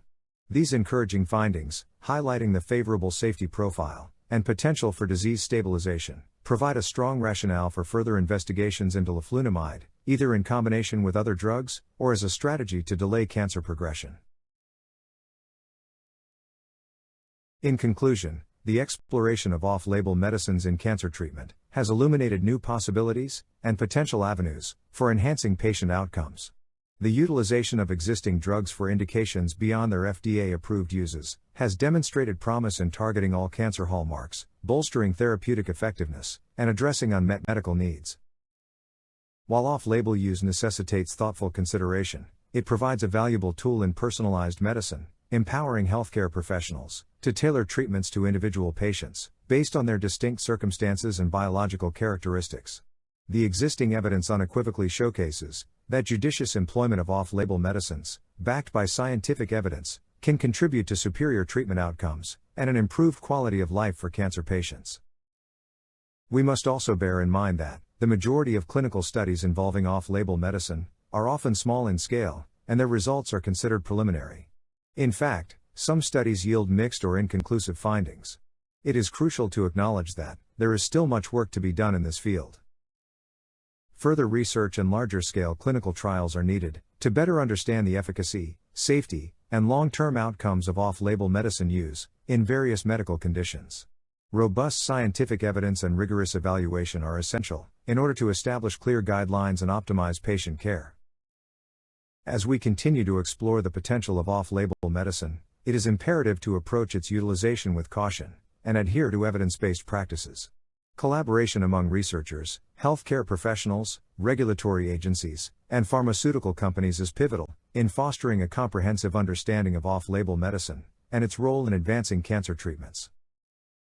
By recognizing the limitations and ongoing research in this area, we can collectively work towards addressing the gaps in knowledge and paving the way for future advancements. The provision of off-label medicine to cancer patients should be done through a shared decision-making approach. This means involving patients in the treatment decision process, considering their preferences, values, and individual circumstances. By engaging patients in discussions about off-label options, healthcare professionals can ensure that patients are well informed about the potential benefits and risks associated with such treatment. I would like to express my sincere gratitude to each and every one of you for your active participation in this insightful discussion on off-label medicines in cancer treatment. Together, let us persist in our quest for knowledge and collaboration, propelling the field of oncology forward and delving into innovative approaches in patient care. Once again, I extend my heartfelt appreciation to all of you for your invaluable contribution to this significant conversation. I want to dedicate my work to two mentors who have sadly passed away. One of them is Dr. Bernard Ferjit, who was a highly respected figure in American hematology. He held the position of Professor of Medicine and was the director of the training program at Yale School of Medicine. Dr. Ferjit was not only well known as a skilled clinician, scientist, and teacher, but he also taught me valuable lessons on how to ask important medical questions and approach each patient with compassion. His influence has had a profound impact on me and countless other students around the world. I will always remember and honor Dr. Ferjit for his contributions to the field of medicine. Dr. Ferjit's legacy will be cherished and remembered by many in the field of hematology and oncology. Dr. Joseph McKaylee was my mentor during my time at MSKCC, Memorial Sloan Kettering Cancer Center. He held the position of Associate Professor of Medicine and served as the Chief of the Multiple Myeloma Service in the Division of Hematology/Oncology. Additionally, he was the Director of Translational Research for Weill Cornell Center of Excellence for Lymphoma and Myeloma. Dr. McKaylee was a highly respected clinician and researcher who made significant contributions to the field of multiple myeloma research and treatment. Under his guidance, I learned how to think creatively and approach challenging topics such as cancer stem cell research and epigenetic therapy. He emphasized the importance of hard work and dedication in our endeavors. The impact of his teachings and mentorship will be deeply ingrained in my memory.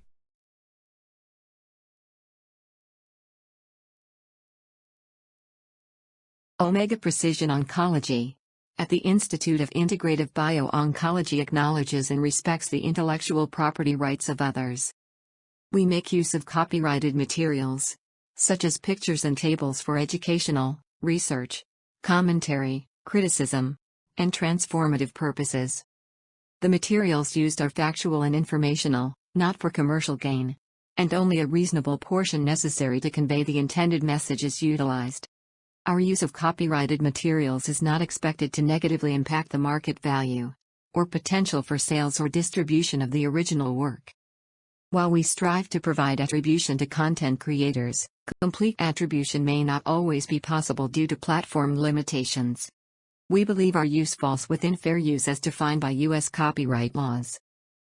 If you are a copyright holder and believe your work has been used inappropriately, please contact us so that we can address your concerns promptly.